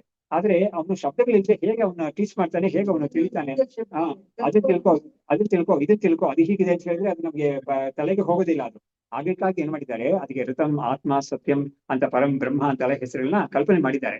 ಕಲ್ಪನೆ ಮಾಡ್ಬಿಟ್ಟು ನೀನ್ ಬ್ರಹ್ಮನ ತಿಳ್ಕೊ, ನೀನು ಸತ್ಯ ಅಂತ ಯಾವ್ದಿದೆ ಅದು ತಿಳ್ಕೊ, ಆತ್ಮನ ತಿಳ್ಕೊ ನೀನು ಅಂತ ಹೇಳ್ಬಿಟ್ಟು ಆತರ ಹೇಳಕ್ಕೆ ಅದು ಶಬ್ದಗಳು ಬೇಕಾಗಿದೆ ನಮ್ಗೆ. ಅದೇ ತರ ತಿಳ್ಕೊಳ್ಳೋನಿಗೂ ಕೂಡ ಇಂಥ ಶಬ್ದಕ್ಕೆ ಇಂಥ ಒಂದು ಅರ್ಥ ಇದೆ ಅಂತ ಹೇಳ್ಬಿಟ್ಟು ಅವನು ತಿಳ್ಕೊಳಕ್ಕೆ ಮುಂದಾಗ್ತಾನೆ. ಆದ್ರೆ ಶಬ್ದನೇ ಯೂಸ್ ಮಾಡಕ್ ಆಗಲ್ಲ ಅಂತ ಹೇಳಿದ್ರೆ ಯಾವಾಗ ನಮ್ಗೆ ಈ ಒಂದು ವ್ಯವಹಾರನೇ ಆಗೋದೇ ಇಲ್ಲ. ಅದು ಆದ್ರಿಂದ ವ್ಯವಹಾರಕ್ಕಾಗಿಯೇ ಇದನ್ನ ಕಲ್ಪನೆ ಮಾಡಿದ್ದಾರೆ, ಕಾಯಿನ್ ಮಾಡಿದ್ದಾರೆ. ದಿಸ್ ವರ್ಡ್ಸ್ ಹ್ಯಾವ್ ಬೀನ್ ಕಾಯಿನ್ಡ್ ಅಂತಾನೆ ಹೇಳುತ್ತೆ ಆ ಶ್ಲೋಕ. ಹಾಗಾಗಿ ಅದೇ ಸತ್ಯ ಮಾತ್ರ ಅದು ಅದೇನೆ, ಅದಕ್ಕೆ ಅದೇನು ಬದಲಾವಣೆ ಆಗೋದೇ ಇಲ್ಲ. ಅದು ಒಂದೇ ತರನೇ ಇರೋದು ಯಾವಾಗ್ಲೂ. ಆದ್ರೆ ಅದನ್ನ ತಿಳಿಸ್ಕೊಳಕ್ಕೆ ಬೇಕಾಗಿರೋ ಒಂದು ಶಬ್ದ ಮಾಧ್ಯಮ ಇದೆಯಲ್ಲ ಅದು ಮಾತ್ರ ಕಲ್ಪಿತವಾಗಿರುತ್ತೆ. ಅದು ಬೇರೆ ಬೇರೆ ಭಾಷೆಗಳಲ್ಲಿ ಬೇರೆ ಬೇರೆ ಶಬ್ದಗಳು ಇರುತ್ತೆ ಅದು ಅಂತ. ಸೊ ಇವಾಗ ಆತ್ಮವತ್ವ ಸಂಬಂಧೋ ನ ಅನ್ಯಃ ದೃಗ್ದೃಶ್ಯಯೋಹೋ ಇತಿ ನೋಡಿದ್ರೆ, ಇಲ್ಲಿ ಆತ್ಮ ಅಂತ ಒಂದು, ಆಮೇಲೆ ಆತ್ಮವತ್ವ ಅಂದ್ರೆ ಆತ್ಮ ಯಾವ್ದಕ್ಕಿದೆಯೋ ಅದು ದೃಕ್ ಅನ್ನೋದೇ ಆತ್ಮ, ಆತ್ಮವಾನ್ ಅನ್ನೋದು ಆತ್ಮವತ್ ಅನ್ನೋದು ದೃಶ್ಯ ಅನ್ನೋದು. ಸೊ ಹಾಗಾಗಿ ಅದಕ್ಕೂ ಇದಕ್ಕೂ ಒಂದು ಸಂಬಂಧ ಇದೆಯಲ್ಲ, ನಿಜವಾಗ್ಲೂ ಆ ಸಂಬಂಧ ಕೂಡ ಏನ್ ಸತ್ಯವಲ್ಲ. ಯಾಕಂದ್ರೆ ಆ ದೃಶ್ಯ ಅನ್ನೋದು ಇಲ್ವಲ್ಲ ನಿಜವಾಗ್ಲೂ. ಎರಡು ನಿಜವಾಗಿದ್ರೆ ಸಂಬಂಧ ಅಂತ ಹೇಳಕ್ಕಾಗುತ್ತೆ, ಎರಡು ಇಲ್ಲದೆ ಹೋದ್ರೆ ಸಂಬಂಧ ಅಂತ ಹೇಳಕ್ ಬರೋದೇ ಇಲ್ಲಲ್ಲ. ಹಾಗಾಗಿ ಈ ಆತ್ಮ ಅನ್ನೋದಕ್ಕೂ ಕೂಡ ಅದಕ್ಕೆ ನಾನು ಆತ್ಮವಾಗಿದ್ದೀನಿ ಅಂತ ಹೇಳೋದು ಕೂಡ ಅದು ಒಂದು ಸೆಕೆಂಡ್ ಒಂದು ಸ್ವಲ್ಪ ಕನ್ಸೆಷನಲ್ ಇದು ಸ್ಟೇಟ್ಮೆಂಟ್ ಅಷ್ಟೇನೆ. ನಿಜವಾಗ್ಲೂ ಆ ಒಂದು ಸ್ಟೇಟ್ಮೆಂಟ್ ಕೂಡ ಅಬ್ಸಲ್ಯೂಟ್ ಅಲ್ಲ ಅದು ಅಂತ. ಸೊ ಹಾಗಾಗಿ ಅದನ್ನ ಈ ವಿದ್ಯಾರ್ಥಿಗಳು ಅದನ್ನ ಎತ್ತಿ ತೋರಿಸ್ತಾ ಇದ್ದಾರೆ. ಇತಿ ಮತ್ವ ಆತ್ಮಶಬ್ದೋ ದೃಗ್ವಸ್ತುನಿ ಅವಾಚ್ಯೇಪಿ ಪ್ರಯುಜ್ಯತೆ. ಈ ದೃಕ್ಕಾಗಿರೋ ನಾನು ಚೈತನ್ಯವಾಗಿ ನಾನು ಯಾವ್ದನ್ನ ನಾನು ತಿಳಿತಾ ಇದ್ದೀನೋ ಅದರಲ್ಲಿ ಆತ್ಮ ಅಂತ ಶಬ್ದವನ್ನು ಕೂಡ ಒಂದು ಕನ್ಸೆಷನ್ ಆಗಿ ಯೂಸ್ ಮಾಡ್ತಾ ಇದೆ ಹೊರತು ಅದಕ್ಕೆ ಅದು ಅವಾಚ್ಯ ಅಂತ ಹೇಳ್ತಾರೆ. ಅದಕ್ಕೆ ಶಬ್ದವೇ ಇಲ್ಲ, ಅದಕ್ಕೆ ಹೇಳಕ್ಕೆ ಒಂದು ಶಬ್ದವೇ ಇಲ್ಲ. ಅದು ಅಂತ ಒಂದು ಆತ್ಮ, ಅದು ನಮ್ಮ ಸ್ವರೂಪ. ಅದು ಅದಕ್ಕೆ ಆತ್ಮ ಅಂತ ಶಬ್ದ ಯೂಸ್ ಮಾಡಿರೋದು ಕೂಡ ಅದು ಈ ಒಂದು ಪೆಡಗಾಗಿಕಲ್ ಅಂತ ಹೇಳ್ತಾರೆ, ಅದನ್ನ ಟೀಚ್ ಮಾಡಕ್ಕೆ ಒಂದು ಯೂಸ್ ಆಗುತ್ತೆ ಅಂತ ಆ ಶಬ್ದವನ್ನು ಯೂಸ್ ಮಾಡಿದ್ದಾರೆ ಅಷ್ಟೇ ಹೊರತು ನಿಜವಾಗ್ಲೂ ಈ ಚೈತನ್ಯ ಸ್ವರೂಪಕ್ಕೆ ಆತ್ಮ ಅನ್ನೋ ಶಬ್ದ ಕೂಡ ಇದು it not the right word ಅಂತ ಹೇಳ್ತಾ ಇದ್ದಾರೆ. It's not A word at all. ಅದಕ್ಕೆ ವರ್ಡ್ ಹೇಳಕ್ಕೆ ಆಗೋದೇ ಇಲ್ಲ ಅದು. ಹಾಗಾಗಿ ತುಂಬಾ ಹತ್ರಕ್ಕೆ ಬರೋದು ಯಾವ್ದು ಅಂತ ಹೇಳಿದ್ರೆ ಆತ್ಮ ಅಂತ ಶಬ್ದ ಹೇಳ್ಬೋದೇ ಹೊರತು ನಿಜವಾಗ್ಲೂ ಅದಕ್ಕೆ ಹೇಳಕ್ ಆಗೋದೇ ಇಲ್ಲ, ಅದಕ್ಕೆ ಶಬ್ದನೇ ಇಲ್ಲ ಅಂತ ಅದನ್ನ ತಿಳಿಸ್ಬಿಟ್ಟು ಮುಂದಕ್ಕೆ ಹೇಳ್ತಾ ಇದ್ದಾರೆ. ಈ ಆತ್ಮ ಅಂತ ಯಾವ್ದನ್ನ ಹೇಳ್ತೀವೋ ಅದು ಬ್ರಹ್ಮವೇ ಅಂತ ಹೇಳ್ಬಿಟ್ಟು ಅದನ್ನ ತೋರ್ಸಕ್ಕಾಗಿ ಇವಾಗ ಮುಂದಕ್ಕೆ ಒಂದು ವಿಚಾರ ಶುರು ಮಾಡ್ತಾರೆ. ಇವಾಗ ನೋಡಿ, ಆತ್ಮವಾನ್ ಅಂತ ಹೇಳುವಾಗ ಈ ಒಂದು ನಾನು ಬ್ರಹ್ಮಾಧಿಕಾರೇ ಅಸ್ಮಿನ್ ಕಥಂ ಆತ್ಮ ಇತಿ ವರ್ಣ್ಯತೆ ನ ಏಷಃ ದೋಷಃ ಅತಿರೇಕೇಣ ನ ಆತ್ಮನೋ ಬ್ರಹ್ಮತಾಯತಃ. ನೋಡಿ, ಇವಾಗ ಬ್ರಹ್ಮವನ್ನು ತಿಳಿಸ್ಬೇಕಾಗಿರೋ ವಿಷಯ ನೀವು ಹೇಳ್ತಾ ಇದ್ದೀರಾ, ಬ್ರಹ್ಮವನ್ನು ಹೇಳ್ಕೊಡೋ ಒಂದು ಚಾಪ್ಟರ್ ಶುರು ಮಾಡಿದ್ದೀರಾ ನೀವು. ಇಂಥ ಸಮಿತಿಯಲ್ಲಿ ನೀವು ಯಾತಕ್ಕೆ ಆತ್ಮ ಅಂತ ಶಬ್ದವನ್ನು ಹೇಳ್ತಾ ಇದ್ದೀರಾ? ಬ್ರಹ್ಮ ಬೇರೆ ಆತ್ಮ ಬೇರೆ ಅಲ್ವಾ ಅಂತ ಒಂದು ಪ್ರಶ್ನೆ ಅವರೇ ಹಾಕೊಂಡು ಹೇಳ್ತಾ ಇದ್ದಾರೆ. ಇಲ್ಲ ಈಗ ದೋಷ ಏನಿಲ್ವಾ? ಇಲ್ವೇ ಇಲ್ಲ. ಯಾಕಂದ್ರೆ ಈ ಆತ್ಮನಿಗಿಂತ ಬ್ರಹ್ಮ ಅನ್ನೋದು ಬೇರೆಯಾಗಿ ಇಲ್ವೇ ಇಲ್ಲ ಅಂತ ಹೇಳ್ತಾ ಇದ್ದಾರೆ. ಇದನ್ನ ನಮ್ಗೆ ಒಂದು ಕಡೆ ಉಪನಿಷತ್ತೆ ಯೂಸ್ ಮಾಡುತ್ತೆ. ಎಲ್ಲಿಂದ್ರೆ ತಸ್ಮಾದ್ವಾ ಏತಸ್ಮಾದ್ ಆತ್ಮನ ಆಕಾಶ ಸಂಭೂತಃ ಅಂತ, ಆಕಾಶಾದ್ ವಾಯು ಅಂತ ಪ್ರೀತಿ ಬರ್ತಲ್ಲ, ಅಲ್ಲಿ ತಸ್ಮಾದ್ವಾ ಏತಸ್ಮಾದ್ ಆತ್ಮನಃ ಅಂತ ಬರುತ್ತೆ. ತಸ್ಮಾತ್ ತತ್ತತ್ ಹೇಳಿದ್ರೆ ಆ ಬ್ರಹ್ಮದಿಂದ ಈ ಆಕಾಶ ಇದೆಲ್ಲ ಉತ್ಪತ್ತಿ ಆಯ್ತು ಅಂತ ಹೇಳುವಾಗ, ಆ ಬ್ರಹ್ಮದಿಂದ ಅಂತ ಹೇಳುವಾಗ ತಸ್ಮಾತ್ ಅಂತ ಹೇಳ್ತಾರೆ, ಅದು ಅಂತ ಹೇಳ್ತೀವಿ. ಯಾಕಂದ್ರೆ ಮುಂಚೆನೆ ಆ ಬ್ರಹ್ಮ ಅದು ಅನ್ನೋ ಶಬ್ದಕ್ಕೆ ಬೇಕಾಗಿರೋ ನೌನ್ ಯೂಸ್ ಮಾಡಿದೆ. ಅದರಿಂದ ಪ್ರೌನೌನ್ ನಲ್ಲಿ ಇವಾಗ ಅದು ಅಂತ ಹೇಳಿದ್ರು. ಅದು ಅಂತ ಹೇಳ್ಬಿಟ್ಟು ತಕ್ಷಣ ಆತ್ಮ ಅಂತ ಏತಸ್ಮಾದ್ ಆತ್ಮನಃ ಅಂತ ಹೇಳ್ತಾ ಇದ್ದಾರೆ. ಅವಾಗ ಇದು ಈ ಆತ್ಮ ಅಂತ ಚೈತನ್ಯ ನಮ್ ಸ್ವರೂಪ ಯಾವ್ದಿದೆಯೋ ಅದು ಆ ಬ್ರಹ್ಮ ಸ್ವರೂಪಕ್ಕಿಂತ ಬೇರೆ ಅಲ್ಲ ಅಂತ ತಿಳಿಸಕ್ಕೆ ಉಪನಿಷತ್ತೆ ಆ ಎರಡು ಶಬ್ದಗಳನ್ನು ಒಂದೇ ಸಮಯದಲ್ಲಿ ಪ್ರಯೋಗ ಮಾಡುತ್ತೆ. ಅದೇ ತರ ಇಲ್ಲೂ ಕೂಡ ಬ್ರಹ್ಮ ಅಧಿಕಾರಿ, ಬ್ರಹ್ಮವನ್ನು ತಿಳಿಸೋ ಒಂದು ಕಾಂಟೆಕ್ಸ್ಟ್ ಅಲ್ಲಿ ಯಾತಕ್ಕೆ ನೀವು ಆತ್ಮ ಅಂತ ಶಬ್ದವನ್ನ ನೀವು ಪ್ರಯೋಗ ಮಾಡ್ತೀರಾ ಅಂತ ಕೇಳಿದ್ರೆ ಅದಕ್ಕೆ ಉತ್ತರ ಹೇಳ್ತಾ ಇದ್ರೆ ನೈಷ ದೋಷ ಇದೆ, ತಪ್ಪೇನಿಲ್ಲ ಇದರಲ್ಲಿ. ಆತ್ಮನಃ ಬ್ರಹ್ಮತ ಅತಿರೇಕೇಣ ನಾಸ್ತಿ. ಅದರಿಂದ ಆತ್ಮವನ್ನು ಬಿಟ್ಟು ಬ್ರಹ್ಮ ಅನ್ನೋದು ಬೇರೆಯಾಗಿ ಯಾವುದು ಇಲ್ವೇ ಇಲ್ಲ, ಇದೊಂದೇ ಇರೋದು. ಹಾಗಾಗಿ ಬ್ರಹ್ಮಕ್ಕೆ ಆತ್ಮ ಅಂತ ಆತ್ಮಕ್ಕೆ ಬ್ರಹ್ಮ ಅಂತ ಹೆಸರು ಅಂತ ಆ ಹೆಸರುಗಳೇ ವ್ಯತ್ಯಾಸ ಇರುತ್ತೆ ಹೊರತು ವಸ್ತು ಒಂದೇನೆ ಅಂತ ತೋರಿಸ್ಕೊತಾ ಇದ್ದಾರೆ. ಗ್ರಾಹ್ಯತ್ವಂ ಶೀರ್ಣತಾ ಸಂಗಃ ಬಂಧಃ ಭೀತಿ ಚ ಹಿಂಸನಂ ಜಾಡ್ಯಾತ್ ಜಡಸ್ಯ ಧರ್ಮಾಃ ಸ್ಯುಃ ನತೇ ಸಂತಿ ಆತ್ಮವಸ್ತುನಿ. ನೋಡಿದ್ರೆ ಇವಾಗ ಹೇಳ್ತಾ ಇದ್ದಾರೆ, ಈ ಯಾವ್ದಾವ್ದನ್ನ ನಾವು ನೇತಿ ಅಂತ ತಳ್ಬೇಕಾಗಿದೆಯೋ ಅದ್ರಲ್ಲಿರೋ ದೋಷಗಳೆಲ್ಲ ಏನೇ ಅಂತ ತೋರಿಸ್ಬೇಕು ನಮ್ಗೆ. ಅದು ಚೆನ್ನಾಗೇ ಇದೆ ನಮ್ಗೆ ಅಂತ ಹೇಳಿದ್ರೆ ನಾವು ಅದನ್ನ ತಳ್ಳಕ್ ಹೋಗೋದೇ ಇಲ್ಲ, ಅದೇ ತೊಂದರೆ ಆಗಿರೋದು. ಎಷ್ಟೋ ಜನಕ್ಕೆ ನಮ್ಗೆ ವಸ್ತುಗಳೆಲ್ಲ ಸೇರ್ಸ್ಕೊಂಡಿದೀವಲ್ಲ, ಸೇರ್ಸ್ಕೊಳ್ಳುವಾಗ ನಮ್ಗೆ ಇದು ಚೆನ್ನಾಗಿದೆ ಅಂತಾನೆ ನಮ್ಗೆ ಬುದ್ಧಿ ಬಂದಿದೆ. ಹಾಗಾಗಿ ನಮ್ಗೆ ಅದನ್ನ ಬಿಡಕ್ಕೆ ಇಷ್ಟಾನೇ ಇರೋದಿಲ್ಲ. ಹೇಗೆ ಆದ್ರೂ ಕೂಡ ಅದು ತುಂಬಾ ಕೆಟ್ಟೋಗಿ ಅದು ಕೆಲಸ ಮಾಡದೆ ಹೋದ್ರು ಕೂಡ ಇರ್ಲಿ 4 ದಿವಸ ಇರ್ಲಿ ಪರವಾಗಿಲ್ಲ, ಏನಕ್ಕೋ ದಿವಸ ಉಪಯೋಗ ಆಗುತ್ತೆ, ಯಾರಿಗೋ ಅದಕ್ಕೆ ಆಗುತ್ತೆ ಅಂತ ಹೇಳ್ಬಿಟ್ಟು ನಾವು ಇಟ್ಕೊಂಡಿರ್ತೀವಿ. ಅದನ್ನ ತಳ್ಳಿ ಇದು ನಾವು ಬಿಸಾಕ್ಬೇಕಾಗಿರೋ ವಿಷಯಗಳನ್ನ ಇಟ್ಕೊಂಡಿರ್ತೀವಿ ನಾವು. ಆದ್ರೆ ಉಪನಿಷತ್ ಹೇಳ್ತೆ, ನೀವು ಇಡೀ ಪ್ರಪಂಚವನ್ನೇ ನೀನು ತಳ್ಬೇಕಾಗಿದೆ, ಅದನ್ನ ಕಸ ಅಂತ ತಳ್ಬೇಕಾಗಿದೆ ನೀನು, ಬೇರೆ ಕಸ ಅಂತ. ಅದರಲ್ಲಿ ಅದಕ್ಕೆ ಏನ್ ದೋಷ ಆಗಲಿದೆ, ಹಾಗಾಗಿ ದೋಷ ಏನು ಅಂತ ಮೊದಲು ಹೇಳ್ಬೇಕು ನಮ್ಗೆ. ಆ ದೋಷ ಹೇಳ್ತಾ ಇದ್ದಾರೆ ಇವರು. ಗ್ರಾಹ್ಯತ್ವಂ ಅಂತ ಹೇಳಿದ್ರೆ ಅದನ್ನ ನಾವು ಸ್ವೀಕಾರ ಮಾಡ್ಕೊಳಕ್ ಆಗುತ್ತೆ. ಅದು ನೋಡಿ ಎಷ್ಟು ಚೆನ್ನಾಗಿದೆ, ಈ ಶಬ್ದನೇ ಎಷ್ಟು ಚೆನ್ನಾಗಿದೆ ಅಂತ ಹೇಳಿದ್ರೆ, ನೋಡಿ ನಮ್ಮ ಆತ್ಮ ಇಲ್ಲದೆ ಇರೋದನ್ನ ನಾವು ಹಿಡ್ಕೊಳ್ಳಕ್ಕೆ ಅದನ್ನೇನಾದ್ರೂ ಮಾಡಕ್ ಆಗುತ್ತೆ. ಅದು ನಮ್ಮ ಆತ್ಮವನ್ನ ನಾವು ಹಿಡ್ಕೊಳಕ್ ಆಗುತ್ತಾ ಇರೋ ಆಗೋದೇ ಇಲ್ಲ. ಅದಕ್ಕೆ ಶಂಕರಾಚಾರ್ಯರು ಒಂದ್ ಕಡೆ ಹೇಳಿದ್ದಾರೆ, ಅಹೇಯಂ ಅನುಪಾದೇಯಂ ಅಂತ ಹೇಳ್ತಾರೆ. ಈ ಆತ್ಮ ಸ್ವರೂಪ ಅಂತ ಇದೆಯಲ್ಲ ಅದು ಅಹೇಯಂ, ಅದನ್ನ ಬೇಡ ಅಂತ ತಳ್ಳಕ್ಕೂ ಆಗೋದಿಲ್ಲ, ಅದನ್ನ ಚೆನ್ನಾಗಿದೆ ಅಂತ ತಗೊಳಕ್ಕೂ ಆಗೋದಿಲ್ಲ ನಮ್ಗೆ. ಅಂತ ಒಂದು ಸ್ವರೂಪ ನಿಂದು ಅಂತ ಹೇಳಿದ್ದಾರೆ. ನಮ್ ಸ್ವರೂಪ ಎಂತದ್ದು, ಅದನ್ನ ನೀನ್ ಬೇಡ ಅಂತ ಬಿಸಾಕಕ್ಕೂ ಆಗೋದಿಲ್ಲ. ನೀನ್ ಯಾವ್ದನ್ನ ಬೇಡ ಅಂತ ಹೇಳ್ಬೋದು ಅಂತ ಹೇಳಿದ್ರೆ, ನೀನ್ ಅಲ್ಲದೆ ಇರೋ ವಸ್ತುಗಳನ್ನ ಬೇಡ ಅಂತ ಹೇಳ್ಬೋದು, ತಳ್ಬೋದು. ಆಮೇಲೆ ಸ್ವಲ್ಪ ಅದಕ್ಕಿಂತ ಹತ್ರ ಬಂದ್ರೆ ನಾವು ಅಲ್ಲದೆ ಇರೋ ಶರೀರವನ್ನ ಬಿಡಕ್ಕೆ ರೆಡಿಯಾಗಿರ್ತಾರೆ ಕೆಲವರು. ಅದಕ್ಕೆ ಏನೋ ರೋಗ ಬಂದಿದೆ, ಅದನ್ನ ಕಾಯಿಲೆ ಸರಿ ಮಾಡಕ್ಕೆ ಆಗೋದಿಲ್ಲ ಅಂತ ತುಂಬಾ ಹೇಳ್ಬಿಟ್ರೆ ಖರ್ಚು ಮಾಡ್ತಾ ಯಾತಕ್ಕೆ ಇರ್ಬೇಕು, ಅದರಿಂದ ಈ ಪ್ರಾಣ ತೆಗೆದ್ಬಿಡ್ಲಿ ಡಾಕ್ಟರ್ಸೇ ಕೂಡ ಅಂತ ಹೇಳ್ಬಿಟ್ಟು ಆಗ ಯೂಥನೇಷಿಯಾ ಅಂತೆಲ್ಲ ಬಂದಿದೆ ಅದು. ಆಮೇಲೆ ತನ್ನ ಮನಸ್ಸಿಗೆ ಏನಾದ್ರು ತುಂಬಾ ವ್ಯಥೆ ಆಗಿದ್ರೆ ಏನೋ ಒಂದು ಕಾರಣಕ್ಕೆ ನಾನು ತಲೆ ಎತ್ತಿ ಸಮಾಜದಲ್ಲಿ ನಡೆಯಕ್ ಆಗಲ್ಲ ಅಂತ ಒಂದು ಸ್ಥಿತಿ ಅವನಿಗೆ ತುಂಬಾ ಅನಿಸಿದಾಗ ಈ ಶರೀರಕ್ಕೆ ಬಿಟ್ಕೊಡ ನಾವ್ ಯಾತಕ್ಕೆ ಇರ್ಬೇಕು ಅಂತ ಹೇಳ್ಬಿಟ್ಟು ಅವನು ಅವಾಗ ಬೆಳಕ್ ಮುಂದಾಗ್ತಾನೆ. ಅವಾಗ ಯಾವ್ದನ್ನ ನಾವು ಅಲ್ವೋ ಅಲ್ಲೇ ಇದೀವೋ ಅಲ್ಲೇ ಇರುತ್ತೋ ಅಂತದನ್ನ ಬೆಳಕ್ ಸರಿಯಾಗಿ ತೀರ್ಮಾನ ಮಾಡ್ತಾನೆ. ಅದೇ ತಾನೇ ಆಗಿರೋ ಸ್ವರೂಪ ಅವನಿಗೆ ಬೆಳಕ್ಕೆ ಆಗೋದೇ ಇಲ್ಲ. ಅದರಿಂದ ಅದು ಹೇಯವೇ ಅಲ್ಲ ಅಂತ ಹೇಳ್ತಾರೆ. ನೀನ್ ಬಾಕಿ ವಿಷಯದಲ್ಲಿ ನಿನಗೆ ಅದು ಚೆನ್ನಾಗಿಲ್ಲ, ಅದನ್ನ ತಳ್ಬಿಡೋಣ, ಬೇಡ ಅದನ್ನ ಬಿಸಾಕ್ಬಿಡೋಣ ಅಂತ ಅನ್ಸಬಹುದು. ಆದ್ರೆ ಈ ಆತ್ಮ ಮಾತ್ರ ಯಾವಾಗ್ಲೂ ಹೇಯ ಆಗೋದೇ ಇಲ್ಲ. ಹಾಗೆ ಅದೇ ಸಮಯದಲ್ಲಿ ಉಪಾದೇಯ ಅಂತ ಹೇಳ್ಬಿಟ್ಟು ಚೆನ್ನಾಗಿದೆ ಅದನ್ನ ತಗೊಳ್ಳೋಣ ಅಂತ ಹೇಳ್ಬಿಟ್ಟು ನೀನ್ ಮಾಡ್ಬೋದು, ಬೇರೆ ಬೇರೆ ವಿಷಯಗಳನ್ನ ಸ್ವೀಕಾರ ಮಾಡ್ಬೋದು. ಆದ್ರೆ ಈ ಆತ್ಮವನ್ನ ನೀನು ಸ್ವೀಕಾರ ಕೂಡ ಮಾಡಕ್ ಆಗೋದಿಲ್ಲ ಅಂತ ಒಂದು ರೀತಿ ನೋಡಿದ್ರೆ ಈ ಆತ್ಮ ಒಂಥರ ಇಕ್ಕಟ್ಟು ಸ್ಥಿತಿಯಲ್ಲಿ ಹೋಗ್ಬಿಟ್ಟಿದೆ ಆತ್ಮ ಅನ್ನೋದು. ಅದನ್ನ ನಾವು ತಗೊಳಕ್ಕೂ ಆಗೋದಿಲ್ಲ, ಅದನ್ನ ಸ್ವೀಕಾರ ಮಾಡಕ್ಕೂ ಆಗೋದಿಲ್ಲ, ಅದನ್ನ ತಿರಸ್ಕಾರ ಮಾಡಕ್ಕೂ ಆಗೋದಿಲ್ಲ ಅಂತ ಒಂದು ಸ್ವರೂಪವಾಗಿದೆ ಅಂತ ಅದನ್ನ ಹೇಳ್ತಾರೆ. ಅದೇ ನೋಡಿ, ಗ್ರಾಹ್ಯತ್ವಂ ಅನ್ನೋದು ಈ ವಿಷಯಕ್ಕೆ ಅದನ್ನ ಗ್ರಾಹ್ಯತ್ವಂ ಅಂತ ಒಂದಿದೆ. ಆಮೇಲೆ ಶೀರ್ಣತಾ ಅಂದ್ರೆ ಏನು ಅಂತ ಹೇಳಿದ್ರೆ ಅದು ಸ್ವಲ್ಪ ಕಾಲದಲ್ಲಿ ಒಂಥರ ಏನು ಇಲ್ಲ ಅಂತ ಆಗೋಗ್ಬಿಡ್ತೆ ಅದು, ಕ್ಷೀಣಿಸೋಗ್ಬಿಡ್ತೆ ಅದು. ಇವಾಗ ಒಂದು ಬಟ್ಟೆ ತುಂಬಾ ಹಳೇದಾಗ್ತಾ ಏನಾಗುತ್ತೆ, ಅದು ತುಂಬಾ ಜೀರ್ಣವಾಗುತ್ತೆ. ಅದು ಜೀರ್ಣ ಅಂತ ಹೇಳ್ತೀವಲ್ಲ ಅಂತ ಒಂದು ಅರ್ಥ ಇದು ಶೀರ್ಣತಾ. ಶರೀರಕ್ಕೆ ಅದು ತುಂಬಾ, ಅದಕ್ಕೆ ಶೀರ್ಯತೆ ಐತಿ ಶರೀರ ಅಂತಾನೆ ಅದಕ್ಕೆ ಹೆಸರು. ಶರೀರ ಅಂತ ಹೇಳಿದ್ರೆ ಶೀರ್ಯತೆ ಅಂತ ಹೇಳಿದ್ರೆ ಈ ತರ ಆಗೋಗುತ್ತೆ. ಅದು ಹೋಗ್ತಾ ಅದು ಇಂಥ ಸ್ಥಿತಿ ಬಂದ್ಬಿಡುತ್ತೆ ಅಂತ ಶೀರ್ಯತೆ. ಕ್ಷೀರ ಅಲ್ಲ, ಶೀರ್ಯತೆ. ಶರೀರ ಅನ್ನೋದು ಶೀರ್ಯತೆ ಐತಿ ಶರೀರಂ ಅಂತ ಅದು ಇದಾಗ್ತಾ ಇದೆ. ಅದೇ ತರ ದೇಹ ಅಂತ ಒಂದು ಶಬ್ದ ಇದೆಯಲ್ಲ, ಬಾಡಿಗೆನೆ ದೇಹ ಅಂತ ಇದೆಯಲ್ಲ, ದಶ್ಯತೆ ಅಂತ ಸುಡ್ತಾರೆ ಆಮೇಲೆ ಅಂತ. ಹೌದು ದಶ್ಯತೆ ಅಂತ ಶರೀರಕ್ಕೆ ದೇಹ ಅನ್ನೋದು, ಅದಕ್ಕೆ ಅದನ್ನ ಸುಡ್ತಾರೆ, ದಹನ ಮಾಡ್ತಾರೆ ಅದಕ್ಕೆ ಅನ್ನೋ ಕಾರಣದಿಂದ ಅದು ಶಬ್ದತೆ ಅದೇ ತರ. ಲೋಕ ಅನ್ನೋದಕ್ಕೂ ಕೂಡ 2-3 ವ್ಯತ್ಯಾಸ ಇದು ಕೊಡ್ತಾರೆ, ವ್ಯುತ್ಪತ್ತಿ ಕೊಡ್ತಾರೆ. ಲೋಕ್ಯತೆ ಐತಿ ಲೋಕಃ ಅಂದ್ರೆ ಲೋಚನ ಅಂತ ಇದೆಯಲ್ಲ ಕಣ್ಣಿಗೆ, ಆ ಧಾತುವಿಂದನೇ ಬಂದಿರೋದು. ಇವಾಗ ನೋಡಲ್ಪಡುತ್ತೆ ಅನ್ನೋದ್ರಿಂದ ಲೋಕ ಅಂತ ಹೇಳುತ್ತೆ. ಲೋಕ ಅಂದ್ರೆ ನಾವು ಒಂದು ವರ್ಲ್ಡ್, ಒಂದು ಸಮ್ ಪ್ಲೇಸ್ ಅಂತ ಹೇಳ್ತೀವಿ. ನೋಡಲ್ಪಡುತ್ತೆ ಅಥವಾ ತಿಳಿಯಲ್ಪಡುತ್ತೆ ಅಂತ. ಇನ್ನೊಂದು ವ್ಯುತ್ಪತ್ತಿ ಏನ್ ಕೊಟ್ಟಿದ್ದಾರೆ ಅಂತ ಹೇಳಿದ್ರೆ, ಲೋಕ್ಯತೆ ಅನೇನ ಐತಿ ಲೋಕಃ ಅಂದ್ರೆ ಯಾವ್ದ್ರಿಂದ ನೀನ್ ನೋಡ್ತೀವಿ, ಇನ್ಸ್ಟ್ರೂಮೆಂಟ್, ಕಾರಣ ವ್ಯುತ್ಪತ್ತಿ ಅಂತ ಹೇಳ್ತಾರೆ. ಅದಕ್ಕೂ ಲೋಚನ, ಅದಕ್ಕೇನೆ ಕಣ್ಣಿಗೆ ಲೋಚನ ಅಂತ ಹೆಸರು ಬಂದಿರೋದು. ಸೊ ಇದರಿಂದ ನಾವು ನೋಡ್ತೀವಿ, ಅದರಿಂದ ಲೋಕ್ಯತೆ ಅನೇನ ಐತಿ ಲೋಕಃ ಅಂತ ಹೇಳ್ಬಿಟ್ಟು ಆ ತರನು ಇರ್ತದೆ. ಸಂಸ್ಕೃತದಲ್ಲಿ ತುಂಬಾ ಸ್ವಾರಸ್ಯವಾಗಿರುತ್ತೆ. ಒಂದೊಂದು ಶಬ್ದಕ್ಕೂ ಪ್ರತಿ ಶಬ್ದಕ್ಕೂ ಅರ್ಥ ಇರುತ್ತೆ, ಅದಕ್ಕೆ ವ್ಯುತ್ಪತ್ತಿ ಮಾಡಿ ತೋರಿಸ್ತಾರೆ. ಅದೇ. ಸೊ ಹೀಗೆ ಕಾರ್ಯಧರ್ಮ. ಸೊ ಇವಾಗ ನೋಡಿ, ಎರಡನೇದು ಬಂದ್ಬಿಟ್ಟು ಶೀರ್ಣತಾ ಅಂತ, ಮೂರನೇದು ಸಂಘ ಅಂದ್ರೆ ಅದಕ್ಕೆ ಏನೋ ಒಂದು ಜೊತೆಗೆ ಒಂದು ಅಂಟು ಬಂದ್ಬಿಡುತ್ತೆ. ಸಂಘ ಅಂತ ಹೇಳಿದ್ರೆ ಒಂದು ಅಂಟು, ಆ ವಸ್ತು ಜೊತೆಗೆ ಒಬ್ಬರಿಗೆ ಅಂಟು ಅನ್ನೋದು ಬರುತ್ತೆ ಅದು. ಹಾಗಾಗಿ ಅದು ಎಂತ ಕೆಟ್ಟ ವಸ್ತು ಆದ್ರೂ ಕೂಡ ಕೆಲವು ಸಮಯದಲ್ಲಿ ಅವನಿಗೆ ಅಂಟು ಬರುತ್ತೆ, ಅದರಲ್ಲಿ ಕೆಲವು ಸಮಯದಲ್ಲಿ ಅವನಿಗೆ ಇನ್ನೊಬ್ಬರಿಗೆ ಬರುತ್ತೆ, ಅಥವಾ ಅವನಿಗೇನೆ ಬೇರೆ ಕಾಲಾಂತರದೇ ಅಂಟು ಅಂತ ಬರುತ್ತೆ ಅದ್ರ ವಿಷಯದಲ್ಲಿ. ಹಾಗಾಗಿ ಈ ಅಂಟು ಅಂತ ಬರುತ್ತೆ, ಅದು ಒಂದು ದೋಷ ಅದಕ್ಕೆ ಅಂತ. ಆಮೇಲೆ ಬಂಧ, ಅದು ಏನ್ ಮಾಡುತ್ತೆ, ಈ ತರ ಒಂದು ಬಂಧನಕ್ಕೆ ಸಿಕ್ಕಾಕ್ಸ್ಬಿಡುತ್ತೆ ಅದು. ಹಾಗಾಗಿ ಅದು ಒಂದು ದೋಷ ಅದಕ್ಕೆ. ಆಮೇಲೆ ಭೀತಿ, ಭಯ ಅನ್ನೋದು ಬಂದಿರುತ್ತೆ. ಅದು ಯಾವ್ದಾವ್ದನ್ನ ಸೇರ್ಸ್ಕೊಳ್ತೀವೋ ಆ ಸೇರಿಸ್ಕೊಳ್ಳೋ ವಸ್ತುವಿಂದಾನೇ ಭಯ ಬರ್ಬೋದು.